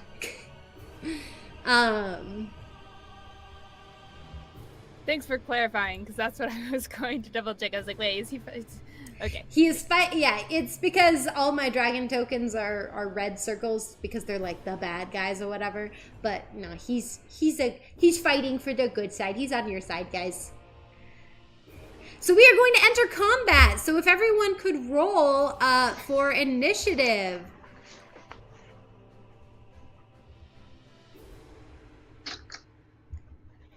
Okay, Dusty's on there. Ooh. Ooh. Okay, I'm adding turns on here. I rolled an 11. I'm gonna have Esmond be the face of the NPCs. And then we'll have...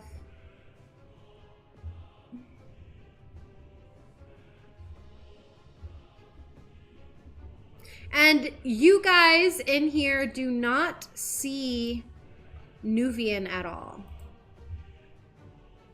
Is Dahlia? It was Dahlia, right? Is she in here? Not that you can see, actually. Okay. Oh my gosh, I'm trying to just add a turn.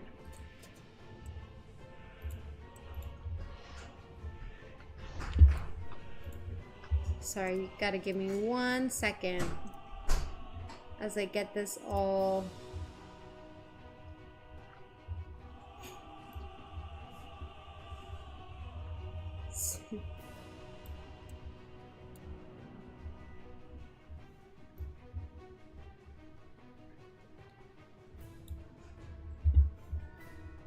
There's so many. Steve says inspiration to whoever casts their first spell. Is that a thing I can do? Yes, Steve, absolutely that is a thing you can do.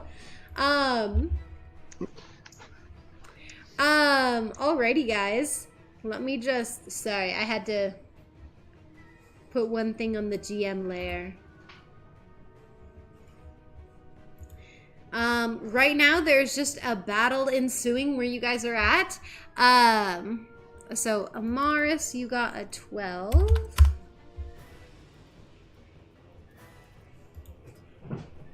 Let me put...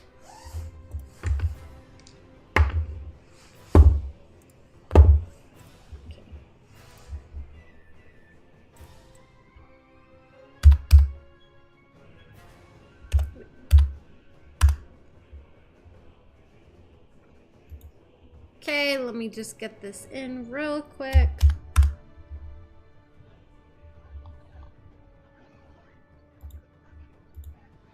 Okay, perfect.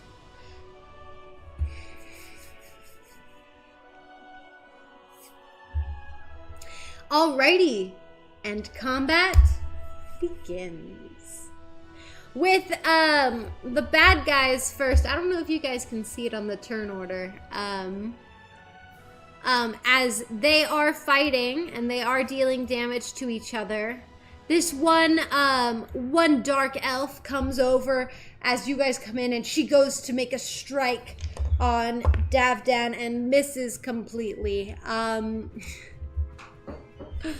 then she's like, oh shoot. Hey, I didn't really mean that. I didn't mean it. As these other drow are going and fighting each other. Fighting other ones. This drow over here shoots off an arrow at a couple other people. Yeah, they're all just fighting. So we're just gonna go straight to Nuri's turn here. Okay. Well, you moved them, darn. So it's okay. I'll make a new line. Okay. I'll save that for later then. Darn. That's okay. It's so stressful going first. Okay. I'm casting a spell. So you get inspiration on yours because Steve has given it out. Ah, thank you. I was gonna do Sunbeam, but it's not a good enough angle.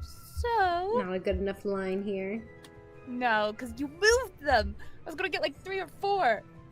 Emily. Teehee. Can't believe you. I'm instead casting Fireball? Yeah, Fireball. Yes, Fireball. Okay. And nothing could possibly go wrong with doing this in a small space. I'll be kind of lurking right now, so good looking. Don't kill Esmond. If I cast that out here, 20. They're too close.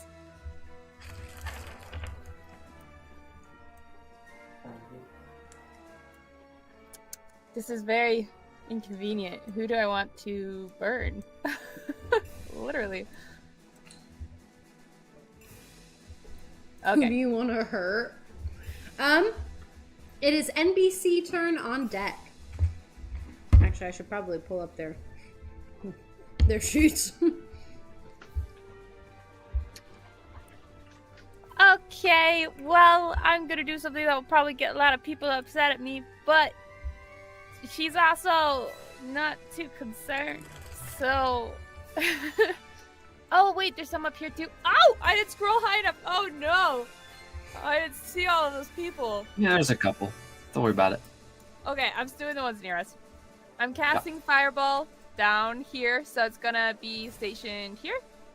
Yeah, right here. So it's gonna hit all of these guys. It's gonna hit this blue NPC, this blue NPC, this blue NPC, this blue NPC. So I'm hitting 4 good guys. But I'm getting 1, 2, 3, 4, 5 bad guys. So worth it? Question mark. Okay. All right. Is this wrong of me to Big do? spell, Should little I not ring. do this? Is this bad? I mean, Yeah, if just remember, you Nuri's- are already disliked it by a whole town because you burned down half of it. Yeah, I don't see any reason you should care now. all I'm saying is, No, you have a out good of, point.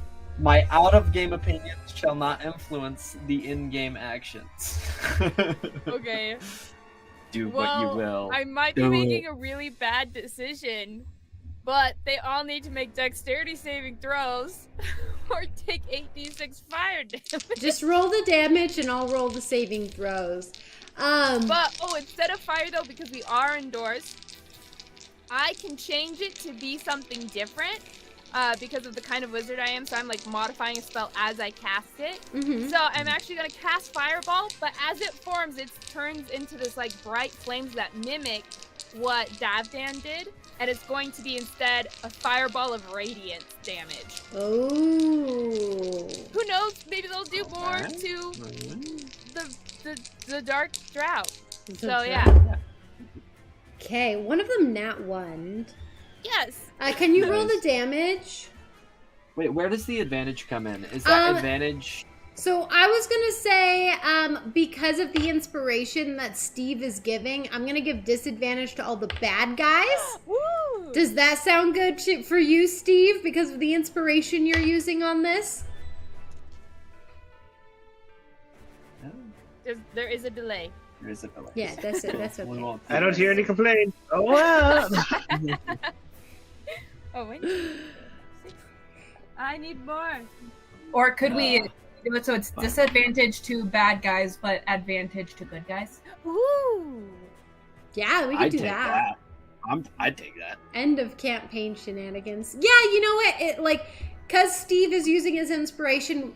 That sounds good. Yeah, he says, "Ooh, yes, yes." Fantastic. So Yes. advantage to the good guys and disadvantage to the bad guys caught up in it. All right, so just type your damage into the chat and I will add it in. Okay, okay. So that I'm one. gonna mute myself as I roll this because it's a little loud. Oh my gosh! Disadvantage disadvantage on the next guy I rolled. He rolled a nat 20 and a 17 with disadvantage. That's pretty impressive. Oh my gosh, another nat 20. But this one was also coupled with the 7, so that was a failure for that dude. One good guy succeeded. One good guy failed. That's a fail for another bad guy. Fail for a good guy. Success for a good guy. And a fail for a bad guy. So that one failed, and that one failed, and then that one succeeded. 27 radiant is what you said? Yes, 27 radiant. Okay, this one that nat 1'd is dead now. Yes. She gone. Steve says 42 damage. Wait, did that... Wait a If you're doubling it, I think. Oh, yeah. If they do take extra damage to radiant, I don't know if they do, but if they do, Extra damage. Always potential. I need my Nice. calculator, guys. I'm sorry. Give me Oh, one no. sec. brought out the calculator. It's I getting did. serious. Get real serious. Put on some combat music, because it's getting real.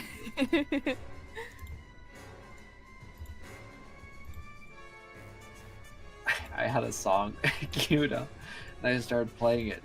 I was like, I wonder if this is combat music. No, it's like No. lullaby music. I'll keep playing it.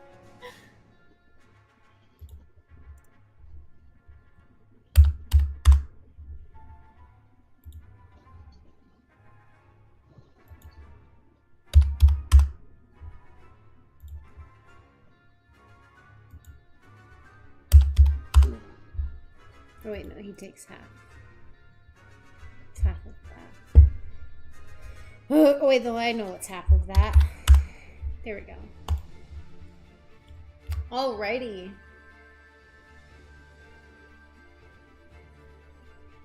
Oh, it's 54. Okay, well then let me fix that. Oh, wait, that guy took half. Oh, that one should have taken 12. And then, additionally, these guys do have more damage on top of them. Because they have been fighting for a while. Yes. Wait, if that's 54, actually, then that's...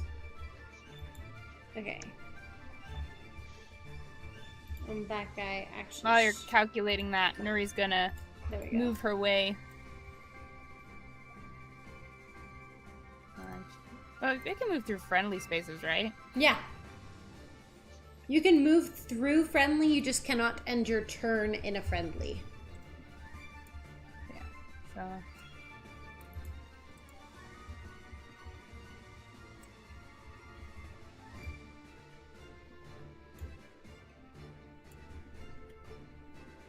Well, actually, Alrighty. Anything else for you, Nuri?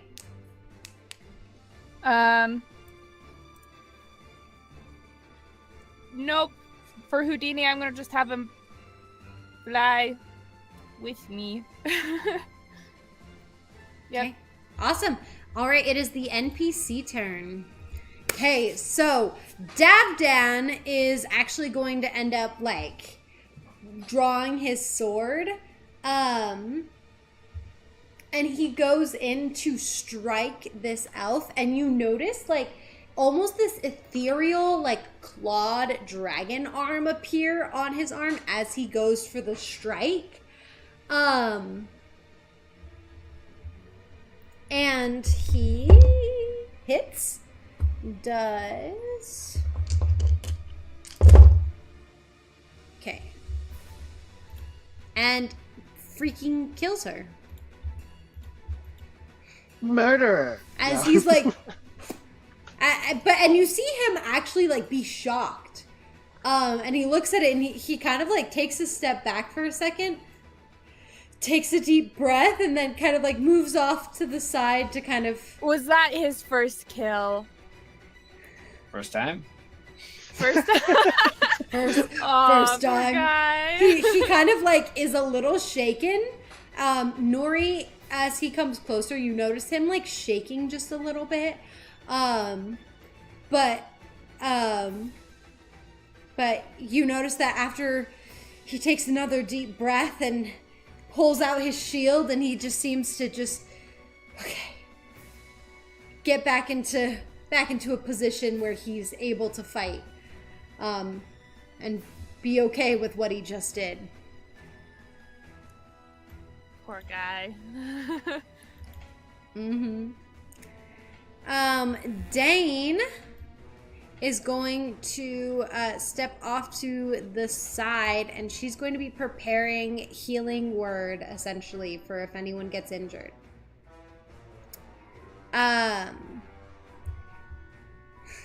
You guys want to see some cool stuff?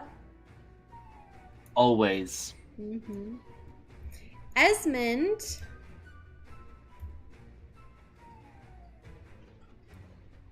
Oh, if it's Esmond, maybe I don't. He is actually going to like... he probably... high or low on cool Esmond stuff? But this is low. Yeah, I was gonna say low. Let's Whatever go. the correct option is. Okay, it's low. All right. Nice. You see Esmond, he kind of like, he pulls out his sword, he kind of shakes it off. And as you guys were originally entering into this room, he donned his helmet of the Obsidian Knight. And now as he like takes a step forward, you see this confidence in his steps. As he just turns around to the rest of the group, gives a 2-fingered salute, and then literally falls backwards into a shadow, and reappears, jumping out between these two people here. And he brings out dual swords and just slices through each of them, or at least that's what he's gonna attempt to do. As he does hit, yes, he hits on both of them. As he does his epic slice through on both of them. How much damage does he do again? I gotta pull the ship. The Obsidian Knight. I can only imagine these drow, right? They're here, they're fighting, and then they turn around and they see their commander, the Obsidian Knight, right? Because to them that's who he is, unless they've been told otherwise. And they're like, "We've won. There's no way they're beating us now." And then he comes in and they watch in horror as he takes out two of their people. Immediately. He is a very cool guy. They all have been informed, though, as he strikes them both.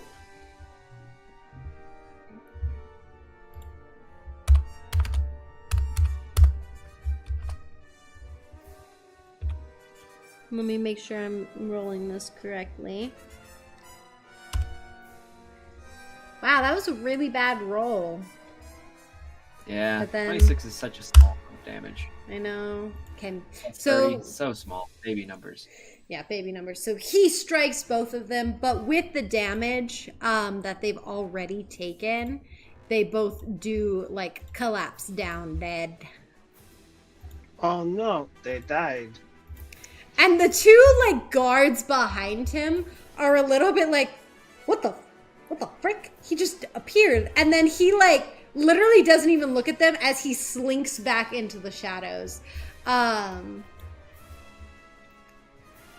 And then reappears legit next to Nuri. Just imagine him literally like, bye, kills, and then just appears next to Nuri. Hey, hon. I'm back. Had to get the milk. We've waited 20 years. Yeah. Alrighty, it is now Dusty's turn with Amaris on deck. Awesome. Okay, Dusty. Let's see. Use. We'll do this. So Dusty is going to cast his Conjure Animals spell.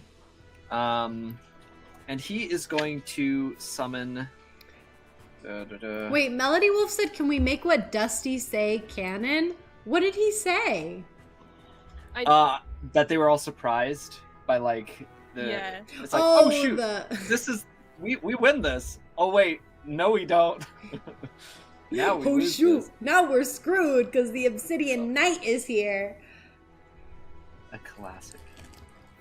I should probably put him out as his knight form. Let's see. So Dusty is going to summon 2 desert lions. Oh wait, frick. That pulled him out of initiative. That there. So Dusty will actively be using concentration to do this, but he's going to place down 2 lions, one right next to him, and then the other will appear 60 feet from him. So the other, hold on, I can. 2 lions? Yep. We haven't done lions. No, Actually, we we've done haven't. lions one time. We've done it once. Oh my. I don't know if I have a Holy lion now that I think about Right. it. So I'm gonna So- give you a bear. Nice. So the other lion will appear right here, next to that drow, Here, I'm gonna make this token yours. and then I can just move it. Yeah. Easy peasy. Okay. I've given you 2 lions. Oh, how Right. about a corgi? See one set. Corgi lions. A corgi Massive. lion. Hey, I'm down with massive corgis with lion stats. If that's- Seji, or C1 class, high or low? Corgi lions? Question mark. Well, there's a little. Yeah, the delay. Okay, I'm sorry. Is anyone else imagining like a corgi with like a fake lion mane on? That would be very funny. Disappears. Low. Oh. He says low. It was low. All right, these are now These are giant corgi lions, Fantastic. with the lion stats, but they look like corgis. Fantastic. I love it. Very good. Yeah, so Dusty Dusty will... is tapped into that weird breed he found in the Feywild. That's right. That's right. But he'll have one appear next to him, to which he will then climb on top of. The lion that he's riding will take the dash action and run him forward. Hold on. I believe they have 40 feet of movement, so it should be 80 feet. I'll double check and I'll move back if it's whatever, but in the meantime, he'll get on top of the lion and he will ride it forwards, and the other lion will just straight up maul this guy. So I will actually have to pull up the stats. Okay, but in the meantime, yeah, he moves forward. So it should be 80 feet. Oh, it's... Hold on. I gotta zoom out a little bit. Okay, there we go. So he goes forward that far. He'll actually give a little bit of room. Due to mounting rules, so he'll go 70 feet up there. And lions... Oh, sorry, I was incorrect. They have 50 feet of movement, so he can move 100 feet instead. So an additional 30 from here. He could make it to there. Thinking. Yeah, he'll do that. Seeing as most of the fighting in the front has dissipated, he's just going to run that way. Then it will be this lion's turn to attack. It will... There's one drow over there, and the rest of those are guards. Okay. Actually, what we can have him do... Oh, I haven't used lions in so long. Instead, we're going to spawn him 10 foot, like 10, 20 feet away from this guy, so that he can use his pounce feature. So he runs 20 feet forward, and then he attacks it. Yep. So he runs, and he's going to make a claw attack, and if this hits, then the guy will have to make a saving throw or be knocked prone. Okay, So, roll the hit. Roll here. Plus... That is a 16 to hit. 16 does hit. Nice. So he takes 1d6 slashing damage plus 3, and then 8 magical slashing damage. So it does overcome resistances, just in case. And he now has to make a strength saving throw. He has to roll a 13 or higher.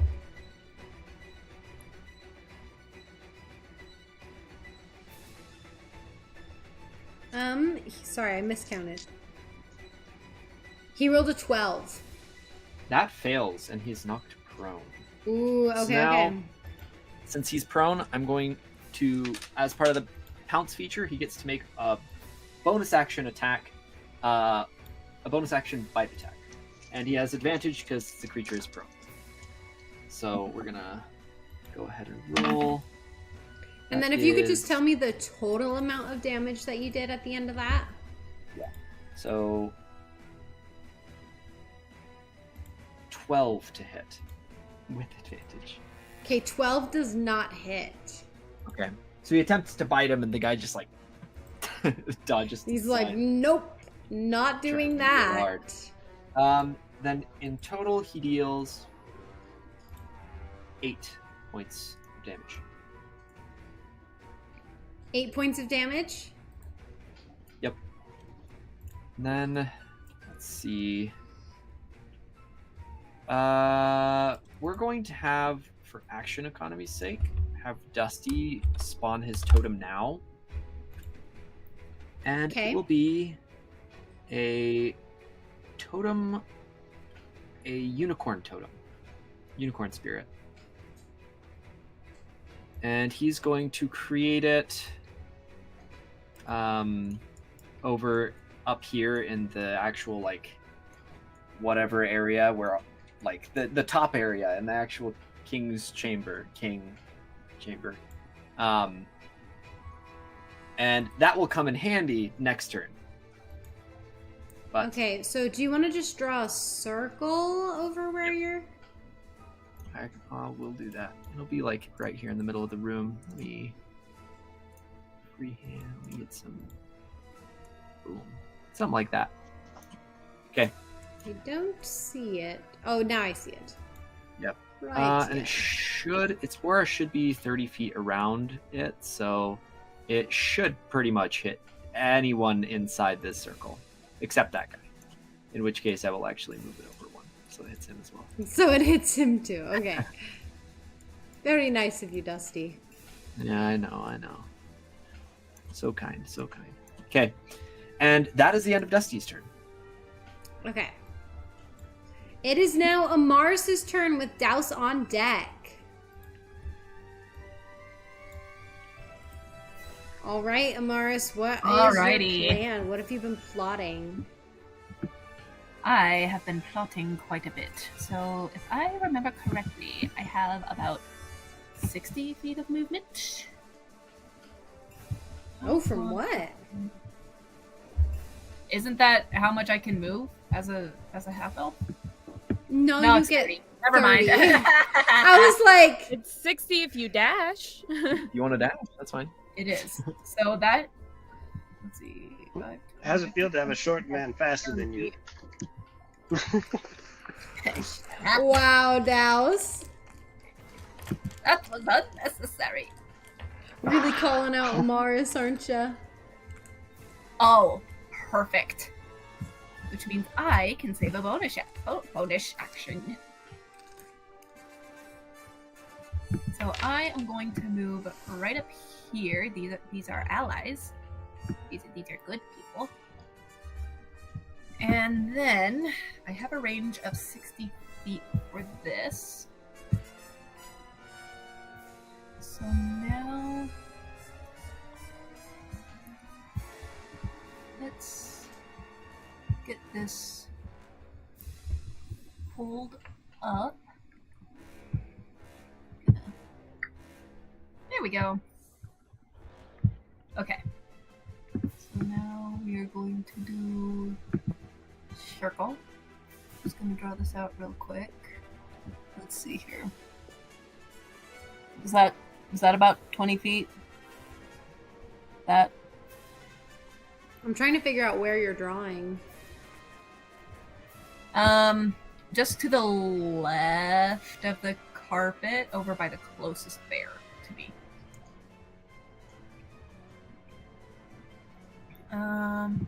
Is that about 20 feet? Did it show up? 20 feet radius or diameter?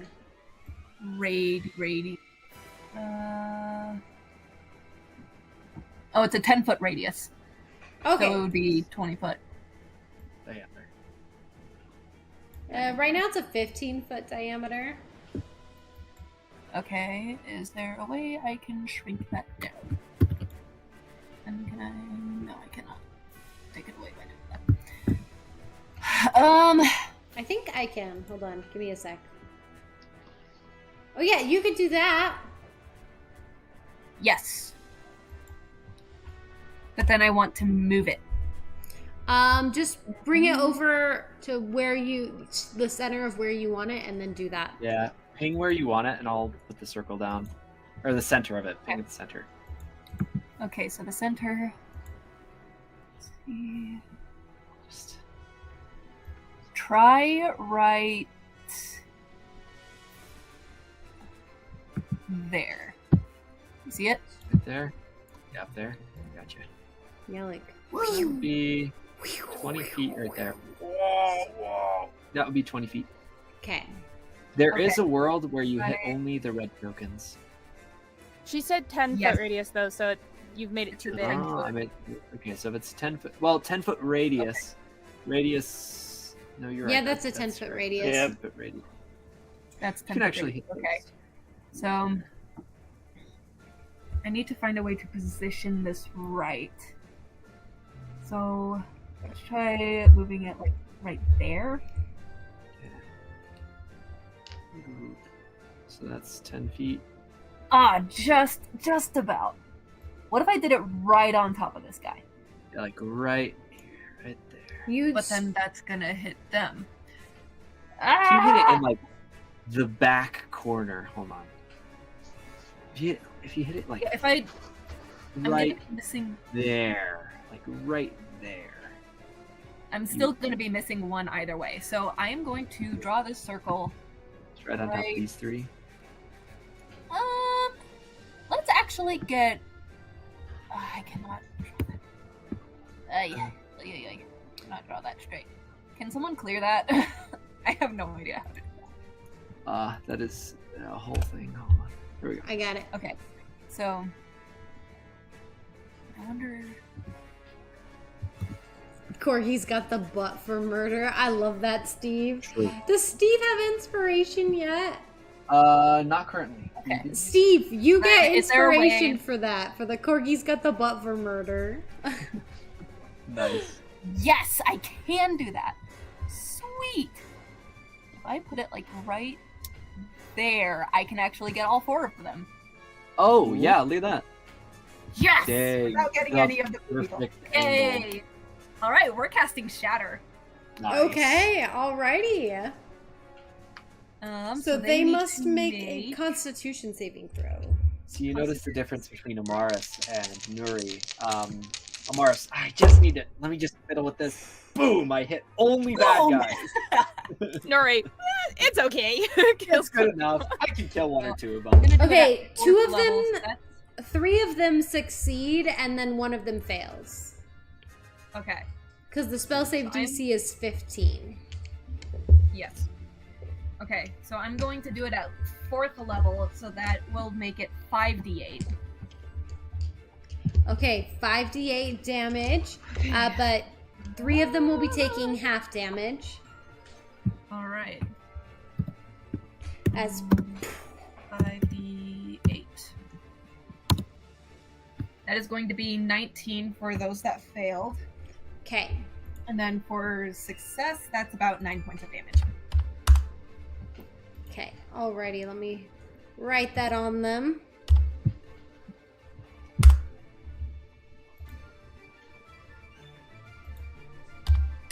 If it'll load. They like to take forever to load, and there's so many tokens on this map. And during all of this, she's keeping an eye out she's keeping an eye out for Dahlia. Okay, keeping an eye out for Dahlia. Alrighty, now we go to Douse's turn with the BGs on deck. Okay. Douse will first cast Expeditious Retreat on himself, allowing him to take the dash action as a bonus action. Okay, But this is a bonus action and takes the place of the first time dashing. So 1, 2, 3, 4, 5, 6. so he'll be dashing next round. Oh no, he's dashing this round. Oh, okay. I was There you very go. confused. So Ace 30, Pace, Dahlia 35, is 40, Amaris's sister who is evil. 45. Her evil sister. Who's trying to kill her and is working 10, with Nuvian, aka the Heralder. 35, 40, 45. Is this guy next to me still up? Where? This person, the girl, yes, she is still up. I'm going to Okay. delete the shatter circle. In that case, Douse will. So, what happens is he goes by Amaris and says, "I'll see you up there." He just starts running faster. Gets up to this person and he just starts wailing. Starts wailing on them. So I started punching. I started punch. Also, Ace Pace, all of her sisters are not evil. She does have a sister named Dane who Douse is dating. That is really nice. I mean, it's still up in the air. We don't Yeah. really know if she's trying to kill. Who knows? I mean, Douse proposed so- to her. I mean, she agreed. It could all be. But we all know Douse's sense of judgment can be skewed a little, you know? Yeah, so Yeah. a bit of update, Ace Pace. 2 of her sisters are evil. Their names are Dahlia and Dune. Dahlia is alive. Dune is not, and is currently in Nuri's bag of holding. Yes, as a dead It- body. Dahlia killed Dune. It wasn't us. It was not us. At us. Alright. Alrighty. Roll to hit. Alright. So this includes my my 2 attack actions. So I'll be rolling both of those. Okay. Those are not good rolls. That's an 11 and a 14. The 14 hits, but not the 11. Okay. And then he's going to do a stunning strike with one of his key to kind of stun her. Okay, alrighty. Is that just something you can do, or does she have to roll a Constitution or something? She rolls a I think it's a Constitution save. It has to beat 8 plus proficiency plus wisdom. Okay. 8 plus 4, so 12 plus. They got Just- a 12. She got a 12. She fails. Okay. They're Alright, so stunned she is... until my next round. Okay, so she is Or stunned. her next round. And she got how much damage from the one blow? Oh, right. D6 plus 2. 3 damage. 3 damage, alrighty. I thought you guys were level 10s. Yeah. We are. I used most of my stuff to get to where I was. I see it. I know, I'm just trying to tease you. I love you guys. Alrighty. That's your turn, Douse? Yes. Why do I have the feeling that, like, next round, all of these guys are gonna be dead from you guys? Yeah, you know. I mean, it's gonna be mostly them. It took me so long to get here. They've been killing them along the way. True, true. Nuri bringing out the fireball, like, instantly. So let's come down over here to the one prone guard. He is going to spend half of his movement to stand up. And then he is going to attack the bear. With a miss. An absolute miss. And then with his other attack, a 12. It's actually a corgi. 12 hits. I Yes, am it is a being corgi, bit sassy. canonically. 12 does hit. Yeah, sorry, gotta hit the bear. That's not the right dice.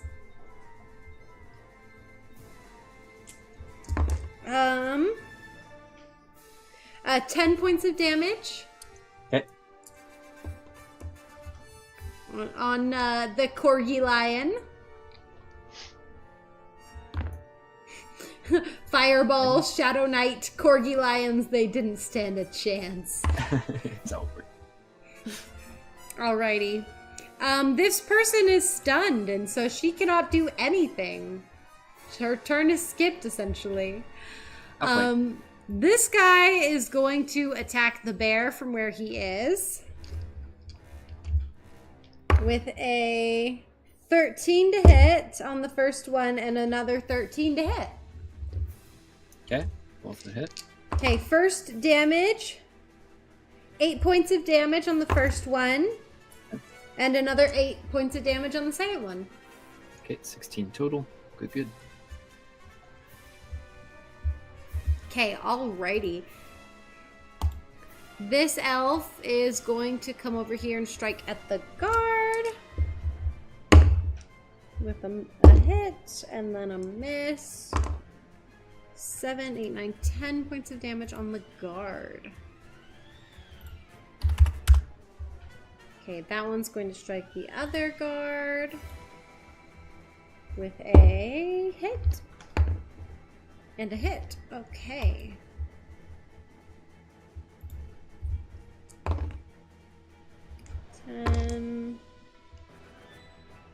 That's 7, so 17. Smack. All the fighting here going on. Oh, no. Up here, there's more NPCs. Uh-oh. Don't these people know not to poke the bears? Poke the corgis. Silver Dusk. True. It's either poke or be eaten. Yeah, absolutely. For the sake of time management, I shall just move them. As they're fighting.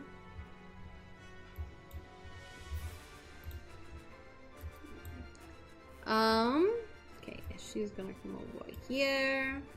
They're gonna fight here. Whoopsies. No, cancel.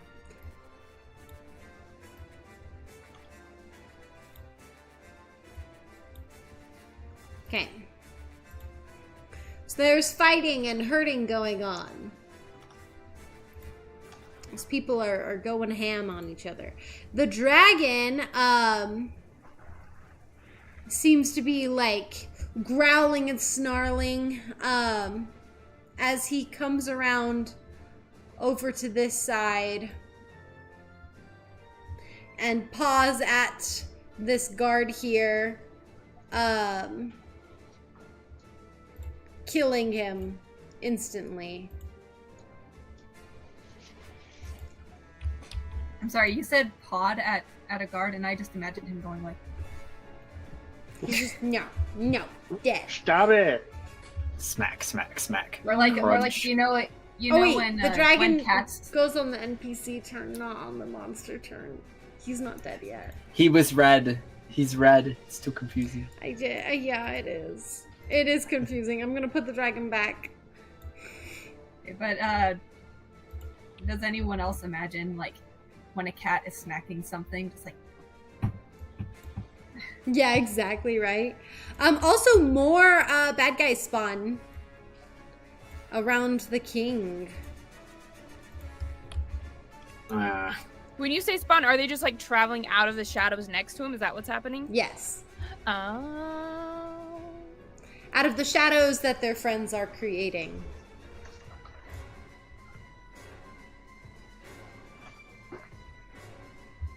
Okay, it is now Nori's turn. Okay. Sorry, Emily. This is gonna take a minute. Okay, just make sure to prep what you're going to do on your turn. So I'm ready. NPCs are on deck with Dusty right after them. So Nuri, now that she has a plethora of dead bodies as she had planned, Oh my god. spins Oh, her quill. She's gonna nick herself, create a small little bit of blood, and then she's going to pull it as she goes. Wait, I know what she says. Oh well, it doesn't matter. Essentially, she says a fancy word that means death, but in a different language. Voldemort. Or undead.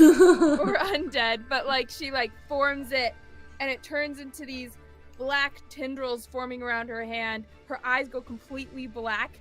Her hair starts to levitate slightly, and then she shoots it out, and it's going to go into 5 dead bodies, melts the flesh off of them as they rise as skeletons.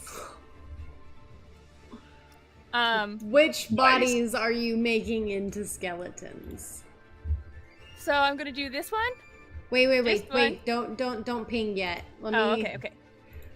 I'm just pulling out a skeleton token real quick. Where's my skeleton?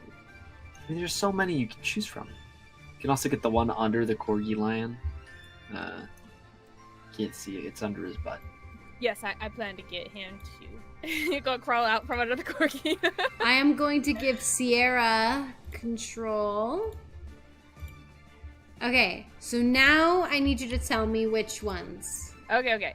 So it's this one, this one under the corgi wolf, and then I will be humane and I will not use the fallen guards, sadly, so it'll be this one. And this one. Amaris, you're just surrounded by skeletons As they now. rise up. And then she will mentally command them as her bonus action. She can do this as her bonus action. Oh, let me put the spell in for you into the chat. She can mentally command them to take an action. She's going to tell them to attack certain people. But yeah, they're going to pull out bows and they're going to move, and well, some of them are pulling out bows. But the cool thing is, because of this spell, I get they get +3 to their attacks and damage. So yay! I'm so excited. Okay. So then, the one that's by the corgi. You can move them around. Okay. Thank you. I'm gonna name this one 1. He's going to attack this guy right here. Okay, Actually, already. he's gonna move further up to here And then attack But- him. so that he has advantage. Yes. Yeah. Also, Ace Pace said spawn. I said spawn, but technically it is, technically they are appearing out of the shadows. That's what I mean by spawn. They zipping in here is the technical term. Okay. Sorry. Didn't mean to interrupt you, Greg. Sorry. No, all good. Okay. So this one gets a 19 to hit. Does it hit? It does hit. Yes. Roll for damage. I get 1d6 for this. I rolled a 5. Okay. Plus 5 for damage. So 10 points of slashing damage. As He dies. Ah! He finished him off. Like, these guys are hurting. Yay. I'm so excited. Okay. And then this one, he's gonna move through these guys. He's gonna go 1, 2, 3, 4, 5. And then 1, 2, 3, 4, 5. Okay. And then 1, 2, 3, 4, 5. 1, 2, 3, 5. Okay. See, it would have been so much easier if I had just used the cards. Ah, it's okay. From here, these guys have bows. And then they are going to... Well... They'll have disadvantage, but that's okay. I'm gonna go with disadvantage anyways. I'm gonna target the ones closest to the king, so it's 1. And then 2. And okay, so I'm attacking these 2. This one right here. Okay, I see. This I one see. right here. Okay. They have disadvantage. So Disadvantage. Oh, My the guys skeleton do. has disadvantage. and they definitely probably do not hit with a 9. And then the other one. I really need to stop using this dice. He got a nat 1. Oh, that guy, he's Yay. gonna shoot himself in the foot and deal 1 point of damage to himself. Oh no. He just Oh no, cracked they the only line. had 1 health. He No, crumbles. they have more than that. Okay, that was number 3 who shot at himself. Okay, 3. Now at 12 hit points. Oh no. Bad. Poor little Okay. guy. Then these guys Shoots down himself in the here will shoot this one and this one. So this one and this one. I don't I'm see the switching this one dice. and this one. Oh, sorry, the one by Douse, and then the one furthest away from the lion. Okay. Ah, where's my other D20? I don't want to use that one. That one's evil. Ah, here we go.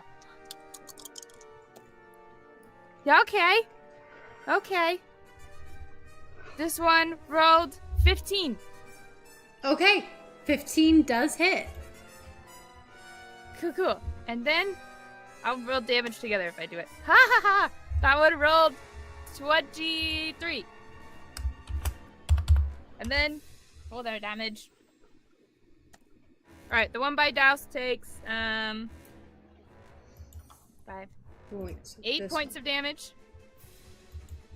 one. And then the one furthest away from the line, that's right here, takes 5, 6, 7.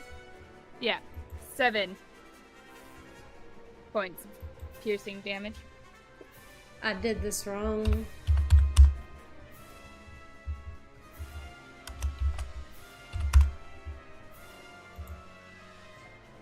Okay. Sorry, I accidentally added 23 points of damage to all of them. That's okay. And But then now I've just fixed it. where there's as little shadows as possible, Nuri will move closer. Okay. And then that's my turn. Sorry it took so long. Nah, you're good. You're good. Alrighty, it is now the NPC turn with Dusty on deck. Make sure to prep your turn. Dane is going to be sprinting. Oh my goodness. Line.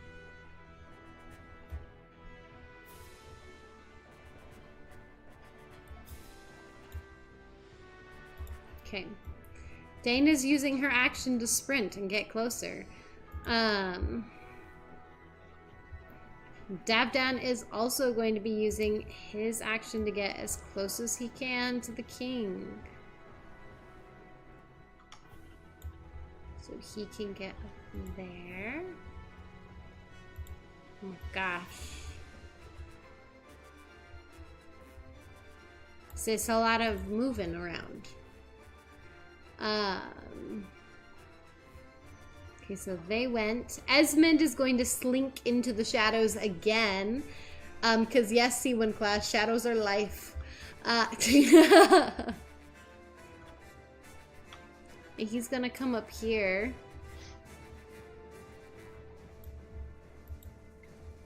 Slink up and attack again in a really epic way. Hit. Oh, and that is very cockeyed. And another hit. Okay.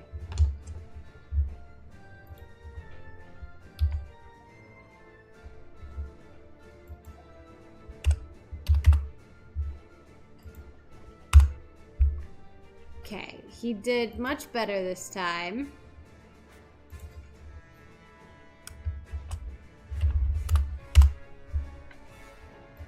On that one, 37 points of damage on that drow, and then 48 points of damage on the other one. And they are actually both dead now. They did. Oh no. As Esmond's like brutally murdering all of these guys. As soon as he appears, he's like dead. Class of Esmond. What is he? It's written down here. Give me a sec. Probably a fighter. Extra attack. He is labeled as a Shadow Blade. So he doesn't necessarily have like a class specific to like a player class. But he's a variant off of a Drow Shadow Blade.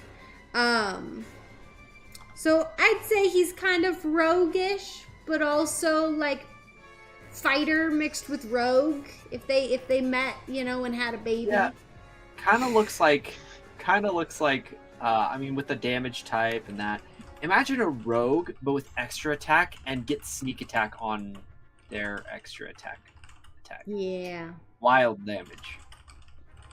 Yeah, he also has Devil's Sight, so he literally can see in magical darkness. Nice. He's pretty cool. I like him a lot. Let me see. So does Nuri. Nuri does like him a lot, and I would expect her to like him a lot. All right, so NPC turn. Now the dragon comes up and does some fancy stuff. He's gonna come over here and he's going to kill two of these. I'm just gonna straight up be like, he's a dragon. He freaking kills two of these guys on his turn. He's like, boom, boom, his tail's wagging in the air as he's just like killing them. Throws one up in the sky, chomps on it, and tosses it to the side. And the other one, he just claws at him and he goes flying. So I'm actually going to move the bodies off to the side here as they just are flown away. As the dragon kills, the guardsmen are still attacking these soldiers. They're still caught up in a brutal fight. The king is kind of there trying to cast spells, but it's also really hard when he's surrounded by like guards pressing up against him, and he's like, I can't cast a lot of spells. he's like I'm trying here. And that is his turn. Actually, the dragon. Let me see. I don't have his sheet. Wait, no, his sheet's right. Yeah. Okay. Dragon is also going to attack this guy with his tail and swipe him away. And just outright kills this guy, and this guy goes flinging.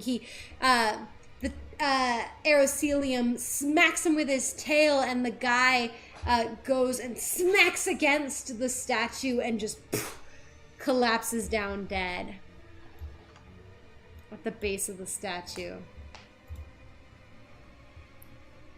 All right, it is now Dusty's turn with Amaris on deck. Okay.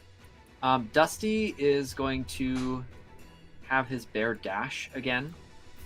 And we're gonna. Oh, I gotta full screen my actual map to move properly. Okay, there we go. He's gonna dash upwards, and he's actually going to dash towards Aerocelium. Okay. So he's like dashing around people, and eventually makes it to Aerocelium. And Dusty, as he like approaches, he sort of like waves, and then he reaches up, and he's going to put a hand on Aerocelium and cast Cure Wounds at 4th level. Okay, you're like, gotta get the dragon up. Yep. And a leaf will fall from his staff as he's to empower his heal to make it so it heals more.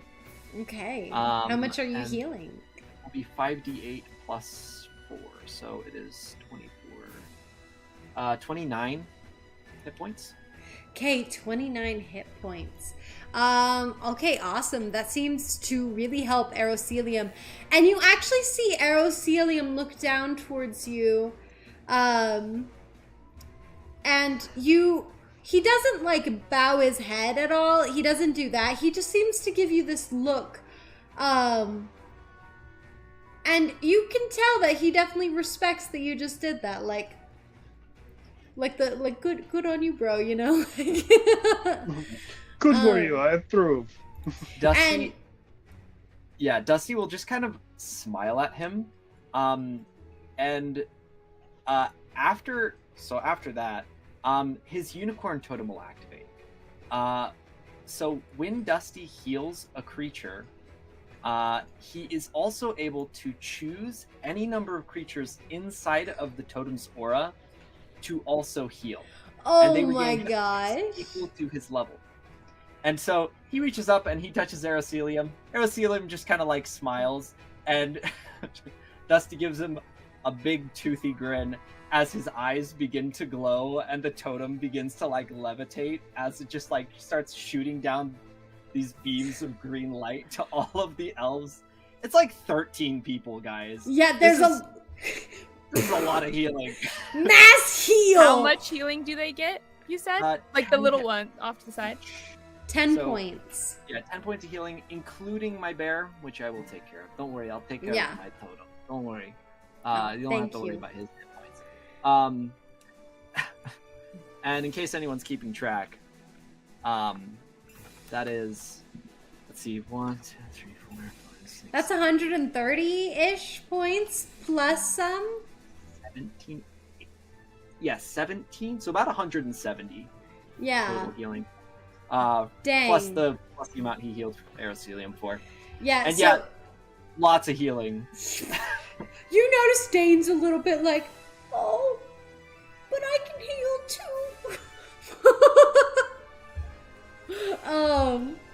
But Aerocelium's wound on his side starts to kind of like knit itself together a little bit, and you notice that it's not like dripping as much blood as it was. It's now just like a small little trickle, and he seems very like invigorated, ready to take down some drow. Inspiration to Dusty for this power move. Absolutely. Dusty, you can get some inspiration for this. Power move, baby. Nice. I have inspiration right now. Oh yeah, from the forgiveness. Player? You know what? Yeah. Who doesn't have inspiration? Did Nuri already get inspiration for blowing people up? I did not, no. We'll give it to Nuri. Aw, thank you. Yeah. Alrighty. Alright, Dusty, was that your turn? That is my turn. Oh, actually, my bear needs to attack down here. I forgot. Oh, okay, yeah. Don't forget about the bear. He is going to... Can he run that close? Can he get to this drow? He can! Okay, and he's going to use his pounce attack on this drow. Dang, alrighty. They have to roll a Constitution saving throw? Correct. Fails. Well, if it's but yes. Whatever they He rolled, it does- fails because he rolled a 3. Yeah, he fails. Yeah. And then Pretty we're certain. gonna Fail. attack and see. Okay, so both attacks hit. And he takes. That's math. 11 points of piercing damage. Okay, and he's piercing. knocked prone, right? And he is prone, yes. As the corgi lion slashes him, knocks him down, and then just takes a nice bite out of him. Alrighty. And then it like looks back up at you and is like just so happy. I did a good job, like blood splattered on his face. I did a good job, right? Thumbs up from Dusty. Yay! Approval, father approval. Father approval. Alrighty, it is now Amaris' turn with Douse on deck. Perfect. Steve says if my girl Megan needs inspiration on her next turn, she can have the inspiration I got from Killer Corgi Butts. I love that. I love that. Okay. All right, this is a bonus action. Yeah, that's right. You're Misty Stepping? I am Misty Stepping. Let's see. 5, 10, 15, 20, 25, 30. We'll Misty Step to right there. Okay. And then you're gonna, I assume you're gonna use your movement to run up? Let's see here.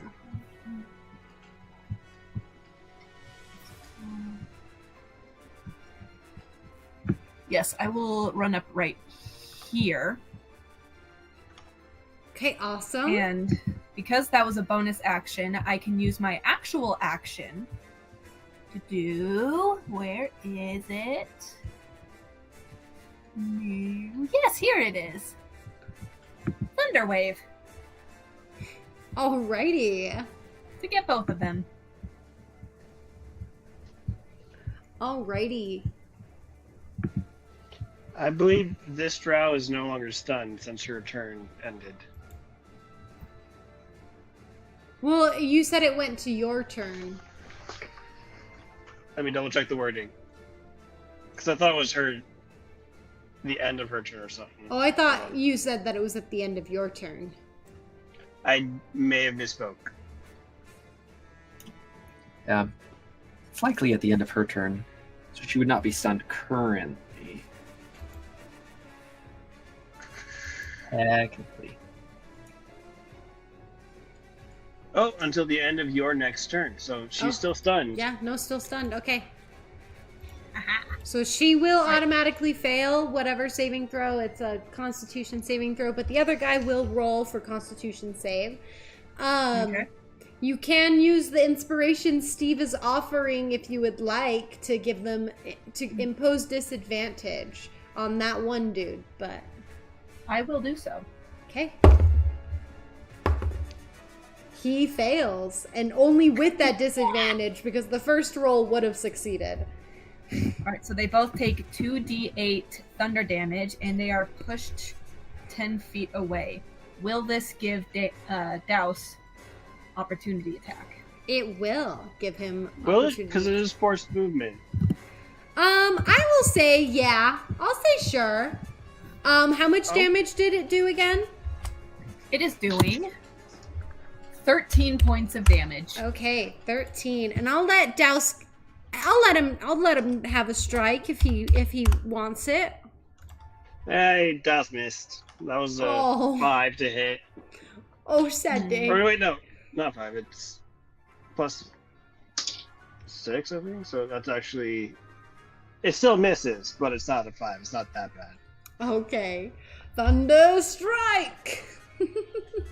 Yeah, so I imagine this like she Misty steps ahead, dashes a bit, jumps in the air, like pulling out her rapier, and like sticks it in the ground to send out that thunder wave.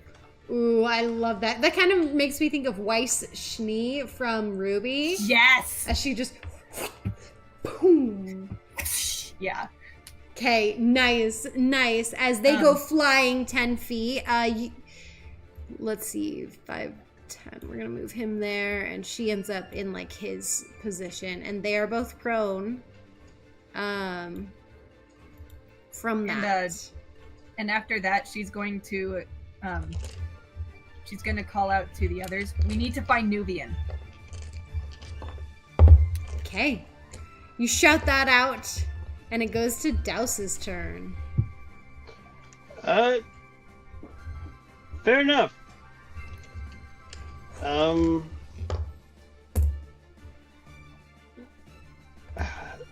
Douse doesn't know where to go to look for Nuvian. So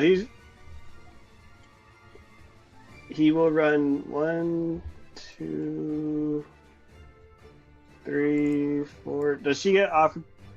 She's stunned. No opportunity attack, right? We will forgive Emily for not catching that reference. Surely she's aware. Yeah, I'm aware of AC/DC. Yeah. Mostly from JoJo's Bizarre Adventure, but What a way to learn. What a way to learn. Yeah. Douse, what were you doing? So she's stunned. No opportunity attack, right? Yes. Okay, so 1, 2, 3, 4, 5. And this dude's prone, so no opportunity attack either. So. Oh, 6. Nice. 6. You're like, I can 7. just run up, it's fine.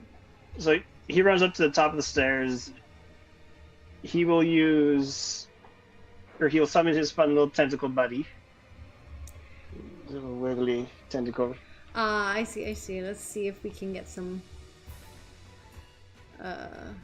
We're just gonna make it a little will-o-wisp this time. The token of the blue guy. Okay. He's gonna summon it right there. Okay, I have just given you permission over the token so you can move it. Okay. Bro, shout out JoJo for teaching people in the modern day about classic rock. Yeah. Oh, I love it. So let's see, where was it? Gives us the tentacle of the deep. There we are. No, not JoJo Siwa. No, we're not talking about JoJo Siwa, Steve. If you've ever heard of it, it's called JoJo's Bizarre Adventure. It's an anime. A very wild anime. It's very good.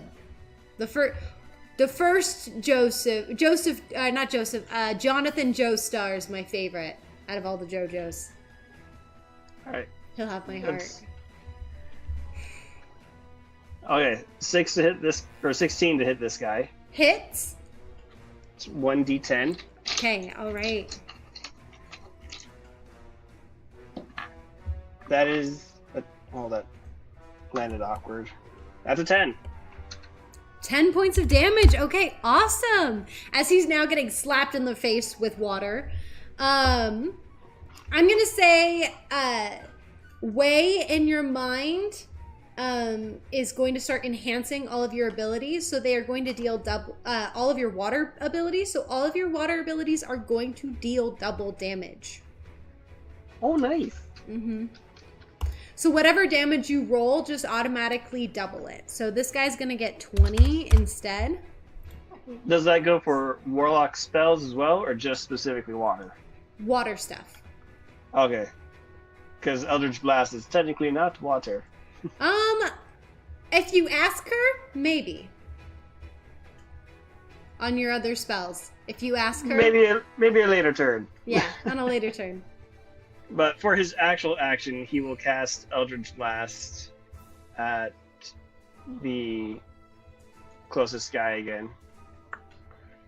And sorry, I had set the spell, but I didn't look at what the spell does. To see how many I actually shoot out. Okay, 5th, I shoot out 3 beams. And do I roll for each individual one? For which spell? Eldritch Blast. Eldritch Blast? You do roll for each one of them. Okay. First one is a nat 20. Nat 20, okay, so that automatically will double the damage. Yes. Second one is a dirty 20. Dirty 20. Okay. Hits. Third is a 6. 6. Okay, that does miss. Okay. But it does 1d10 force damage each. Okay. Are you going to try and reach out to Wei? He's currently occupied looking for Nuvian, so he would not have asked. Okay, alrighty. Unfortunately, she cannot help you if you do not ask. Alright. That is... So 5 for the critted one, so that's going to be 20 total. Or 10 total. 10 total. And which one did you crit on? That was 5 points. 5 points of damage was the crit. They're all going to the same guy, sorry. Oh, all on the same guy. Okay. So 5 points of damage? Yep. And then 3 points. So a total of 13. Okay, alrighty. He's hurting. Not quite dead, but very hurting. Alrighty, is that your turn? Yes. Okay. It is now the bad guy's turn. As this guy's going to attempt to strike the water and misses. And then he strikes again and misses again. He's not too happy about that. Wait, he's attacking the water? Yeah, he's trying to attack the water. It doesn't have an AC at all. Well, he just is trying to hit it, and it's going right through the water, and he's like, what the fuck is going on here? He's punching water. What are you thinking? Exactly. Dusty, there are more drow that appear, or sorry, that's a skeleton, not a drow. We need a drow that come. There's one more drow that appears off in a little bit of shadow, and he is going to attack you and the bear with a 17 to hit. That'll be fair. Okay, and then the next one is above a 20 to hit, so Also hits. he's going to deal damage. 10 points of damage. And then 11 points of damage. Okay. The bear will absorb both of them. Using mounting rules, I can have the attacks go to my mount instead of to me. Okay, awesome. I love it. Let me come down here. This girl, she is now no longer stunned, but that is at the end of her turn. So, I guess she's still... Well, it was at the end of my turn, so she'd do her turn back. now. She's back. Okay, so she stands up. This guy is also going to stand up. No. Computer, why? Why are you doing this to me? Just for you. It's because it likes you. It's just being glitchy. It's so slow. Okay, this elf is going to attack that elf. And she is going... I hope you don't mind, like, when they're fighting against each other, I'm not really rolling. I'm just like, all right, they're fighting. But she is going to attack the bear with a 11 to hit. That misses. Okay, well, she rolled 2 11s, so she missed both. Any other villains we're rolling that are attacking you guys? No. Okay, now we're going to get into a fun little thing here. As we are at the top of the round, the dragon was fighting, kind of swinging his tail around, right? And at one point, his tail cast a shadow over the throne. And as the shadow passes over, Nuvian appears, sitting in the throne. Let me, Nuvian appears, with what's her face? Dahlia appearing at the side of the throne. Nuvian appears and he is sitting in the throne and he kind of has his hands leaning against the side and he looks out at the crowd and he goes, "Oh, it's good to be home." And he points at the dragon and he goes, "Sink." And at once shadows appear beneath the dragon and the dragon starts to shout and claw as it gets dragged down into the shadows, clawing at the side, but its claws are just sinking into shadows as now the dragon has vanished. And as he disappears beneath the ground, and Nuvian goes, snaps his fingers, and all at once,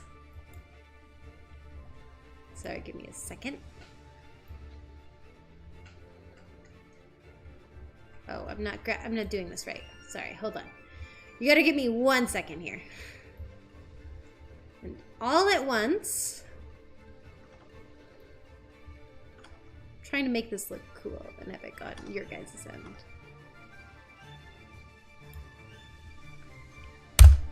The lights go out. As for you guys, did you guys see the lights go out? Mostly. Yup. Oh yeah. Dark vision. I have vision. I have a giant radius all the way up to here. And back down here.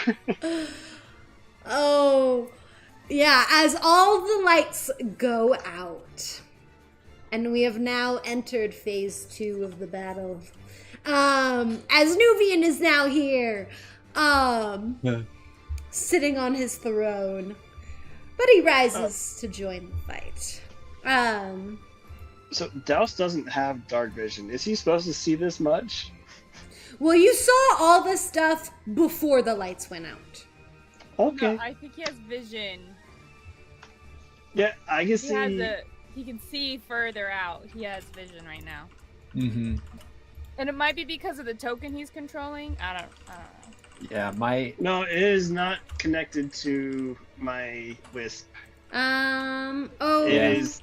It says you have night vision on, so I just turned it off. I shouldn't. I should also not have night vision. There we go. It's black now. Yeah. Can you see yourself though?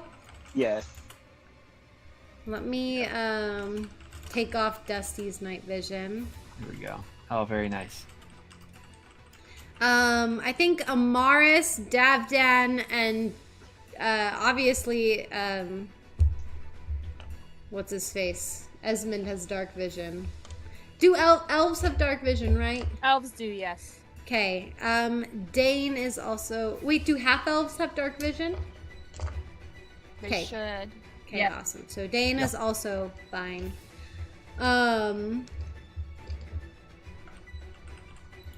As the battle increases in intensity. Alrighty.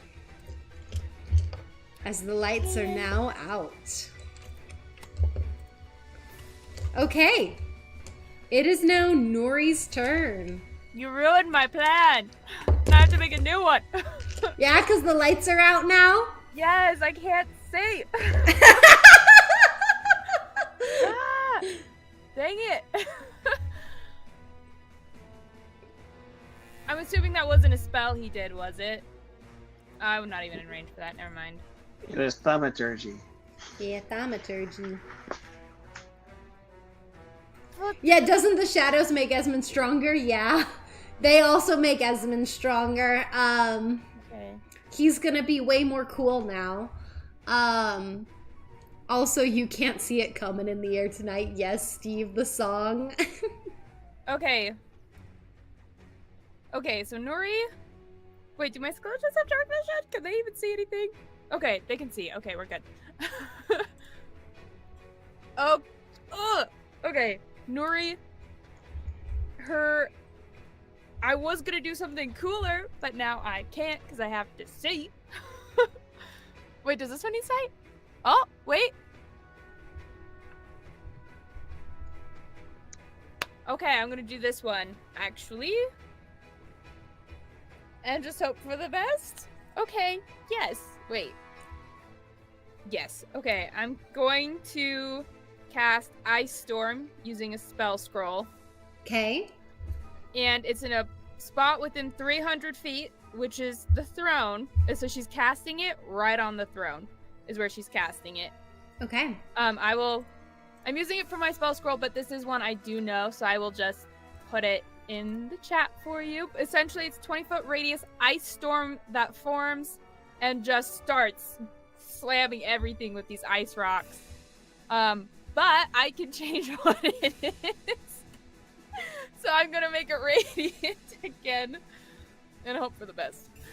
Radiant rocks. Where's my ice storm? Ice storm cast. Submit.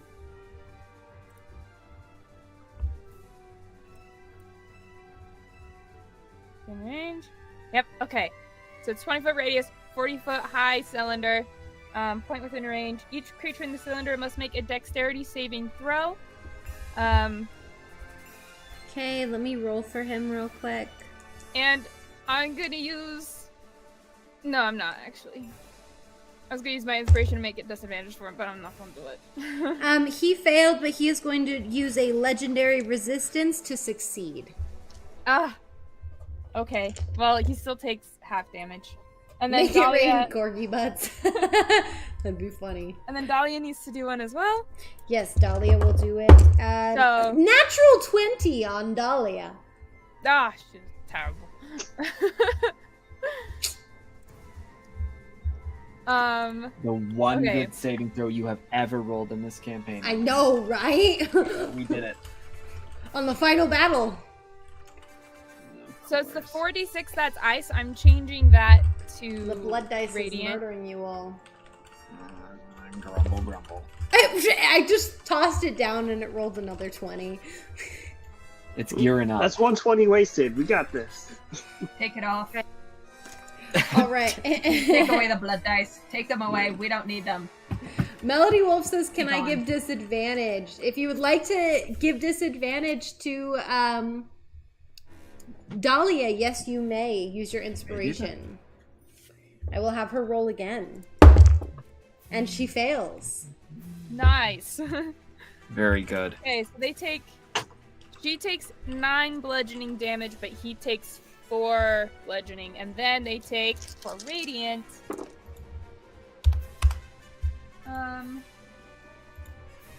she takes 10 and he takes 5 points of radiant damage. Oh, wait. Okay, we're good. I panicked. I thought this was concentration. I was like, oh no! Wait, she takes 10. And then he takes 5. Yeah, radiant.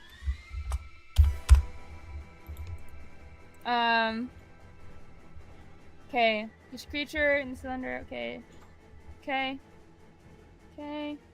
So now the area is difficult terrain until the end of my next turn. Okay. Difficult terrain. In a 20-foot radius.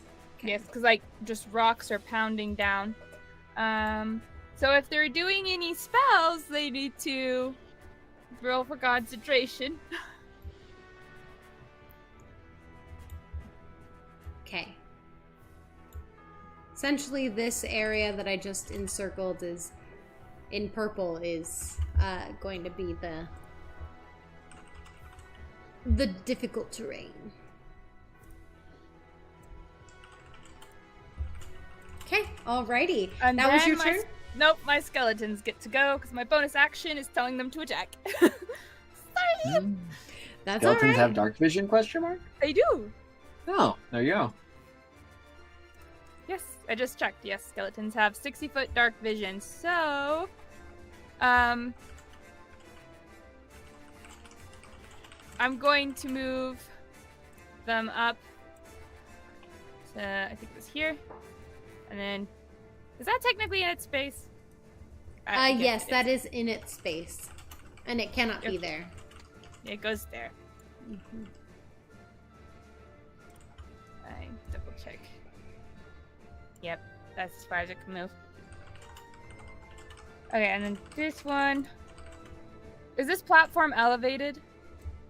Up here? Yes. Yeah. You need to take the stairs to get up. Okay. It's like up 10 feet. Ah! It's up 10 feet? Okay. Mm-hmm. No. Okay. There.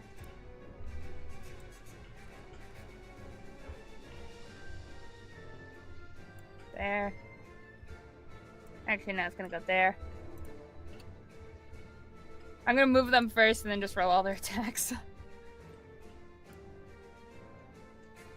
Yeah, by all means, move them all as your skelly bellies are running around here. Douse is just freaking out as random things are running by him. He's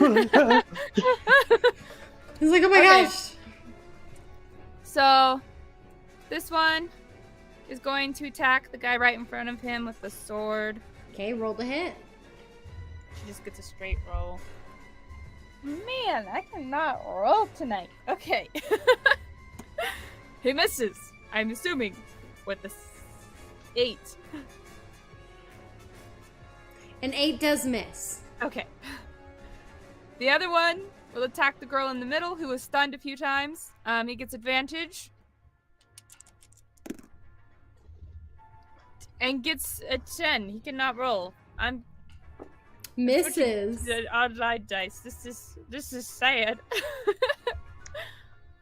Sad day. Okay. And then let's see, we have. All right. Then the guys who are not next to somebody are going to use arrows. Pew, pew, Nice. and shoot this one. 1, 2, and then the third guy. I can't see what's up here, but You can give your token vision. I can't. Okay, I'll fix that. Can I hit anyone? Can you just tell me? Does anyone get hit? Oh, hold on. Wait. You could hit 2 different people. Okay, I'll hit whichever one's closer. Okay, that would be the one that Ooh. Douse was targeting. Okay, that one's gonna get shot with an arrow, Okay, hopefully. roll the hit. Okay. So this is the one for Douse, this guy. Plus 5 is Okay. 24. Roll for damage. Aha! Plus 10. It's 10 points of damage. Okay. And then the girl in between the bear, it's 17 to hit. Okay. It's damaged. Or it hits.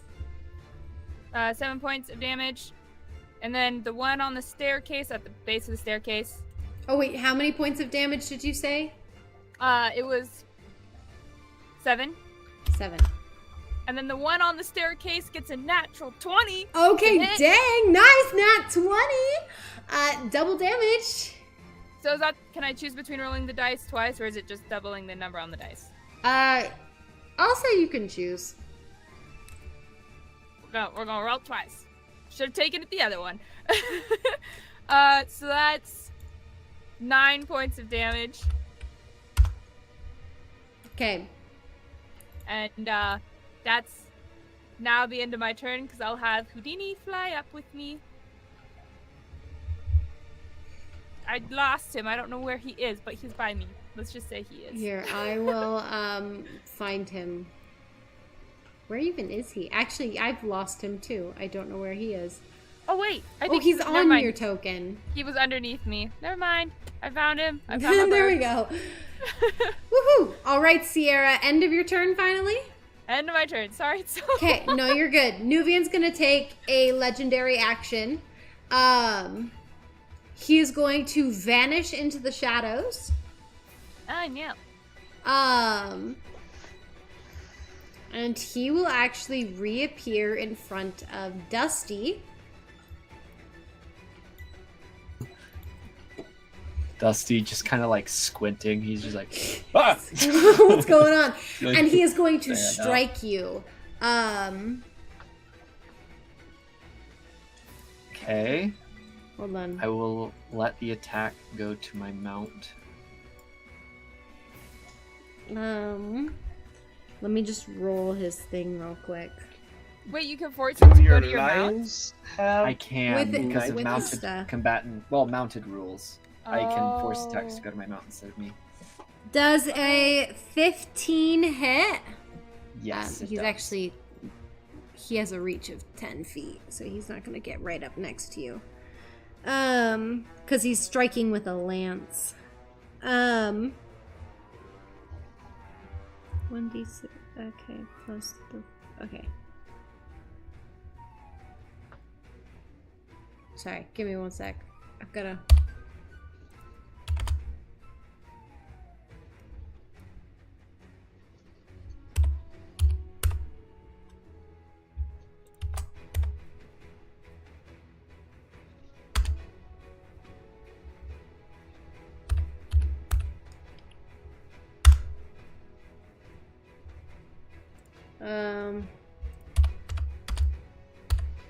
That didn't roll that one though. Okay, so your mount is going to first take 20 points of piercing damage.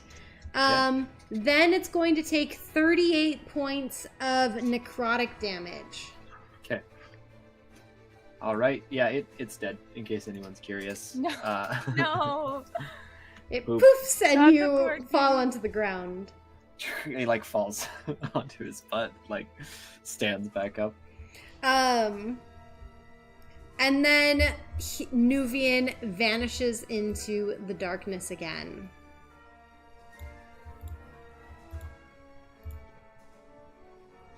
So, yeah. Slips Vanishes back into in. the darkness because Dusty can't see him, or vanishes into the darkness because he slips into shadows? Slipped into shadows. Yeah, darn it. And as he slips into the shadows, once again, he's still on the battlefield.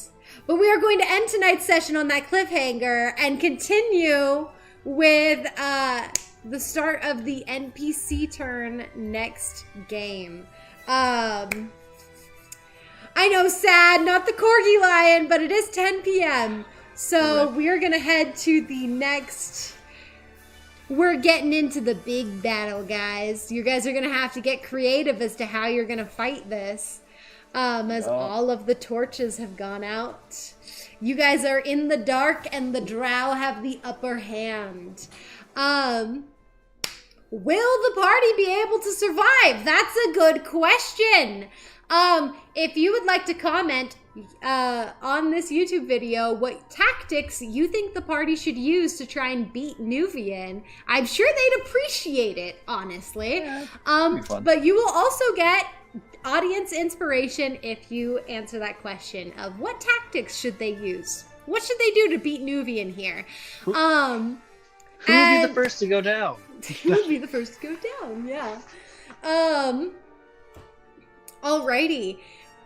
Very exciting stuff here. But yes, we are very excited. We love you guys so much. Thank you so much for joining us tonight. We are very excited to continue the battle next session for our final session. Okay, so please make sure to join us next Friday at 6:30 p.m. Mountain Daylight Time for the final session of the Harbingers D&D campaign. We're very excited. Simple, easy. Let Esmond cook. Take off his leash. Let him cook. I love that. So easy. Barely an inconvenience. Exactly. There True. we go. Alrighty. So we will see you all next week. And remember to stay till the end. Stay past the end of next week's session a little bit. Because we will be name dropping the next campaign. So we're very excited. Come join us if you want to see the conclusion and if our party, the Shards of Hope, can defeat Nuvian. We love you guys so much. Thank you so much for joining us today. Party, how you feeling? Good. Mixed feelings. A little blind, but good. Yeah. I'm really sad because when you're like, he's there, I was gonna pull down Meteor Storm on him. Yeah, just And then but at like a point you can see it, I was like, no! so. He took out the light. So I was gonna bring sad. it down. Oh, Oh, it's okay. That was really fun. I'm really glad I got to raise 5 undead. Yeah, that was pretty But good. I really like that my plan worked to They're kill putting 5 in and bring them work. back. they're We're putting very in work. excited. Alrighty. We love you guys. We're so excited. Please come join us. You need to help the party. So comment. need it. They definitely need your help. Okay, so Going up comment. against the blood dice here.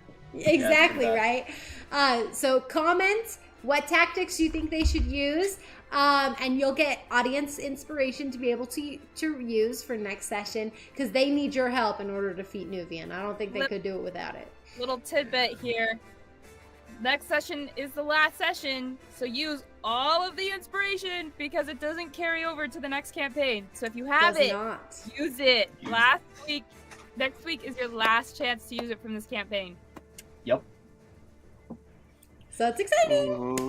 Alrighty, we are very excited, but we're gonna go to our end card and let you guys go and have a wonderful night. And again, we're sad to have the spooky season come to a close, but as the holidays are starting, a bunch more, we're super excited to see what the future has in store for us. So we'll see you guys next week. We love you guys. Have a wonderful night. Goodbye.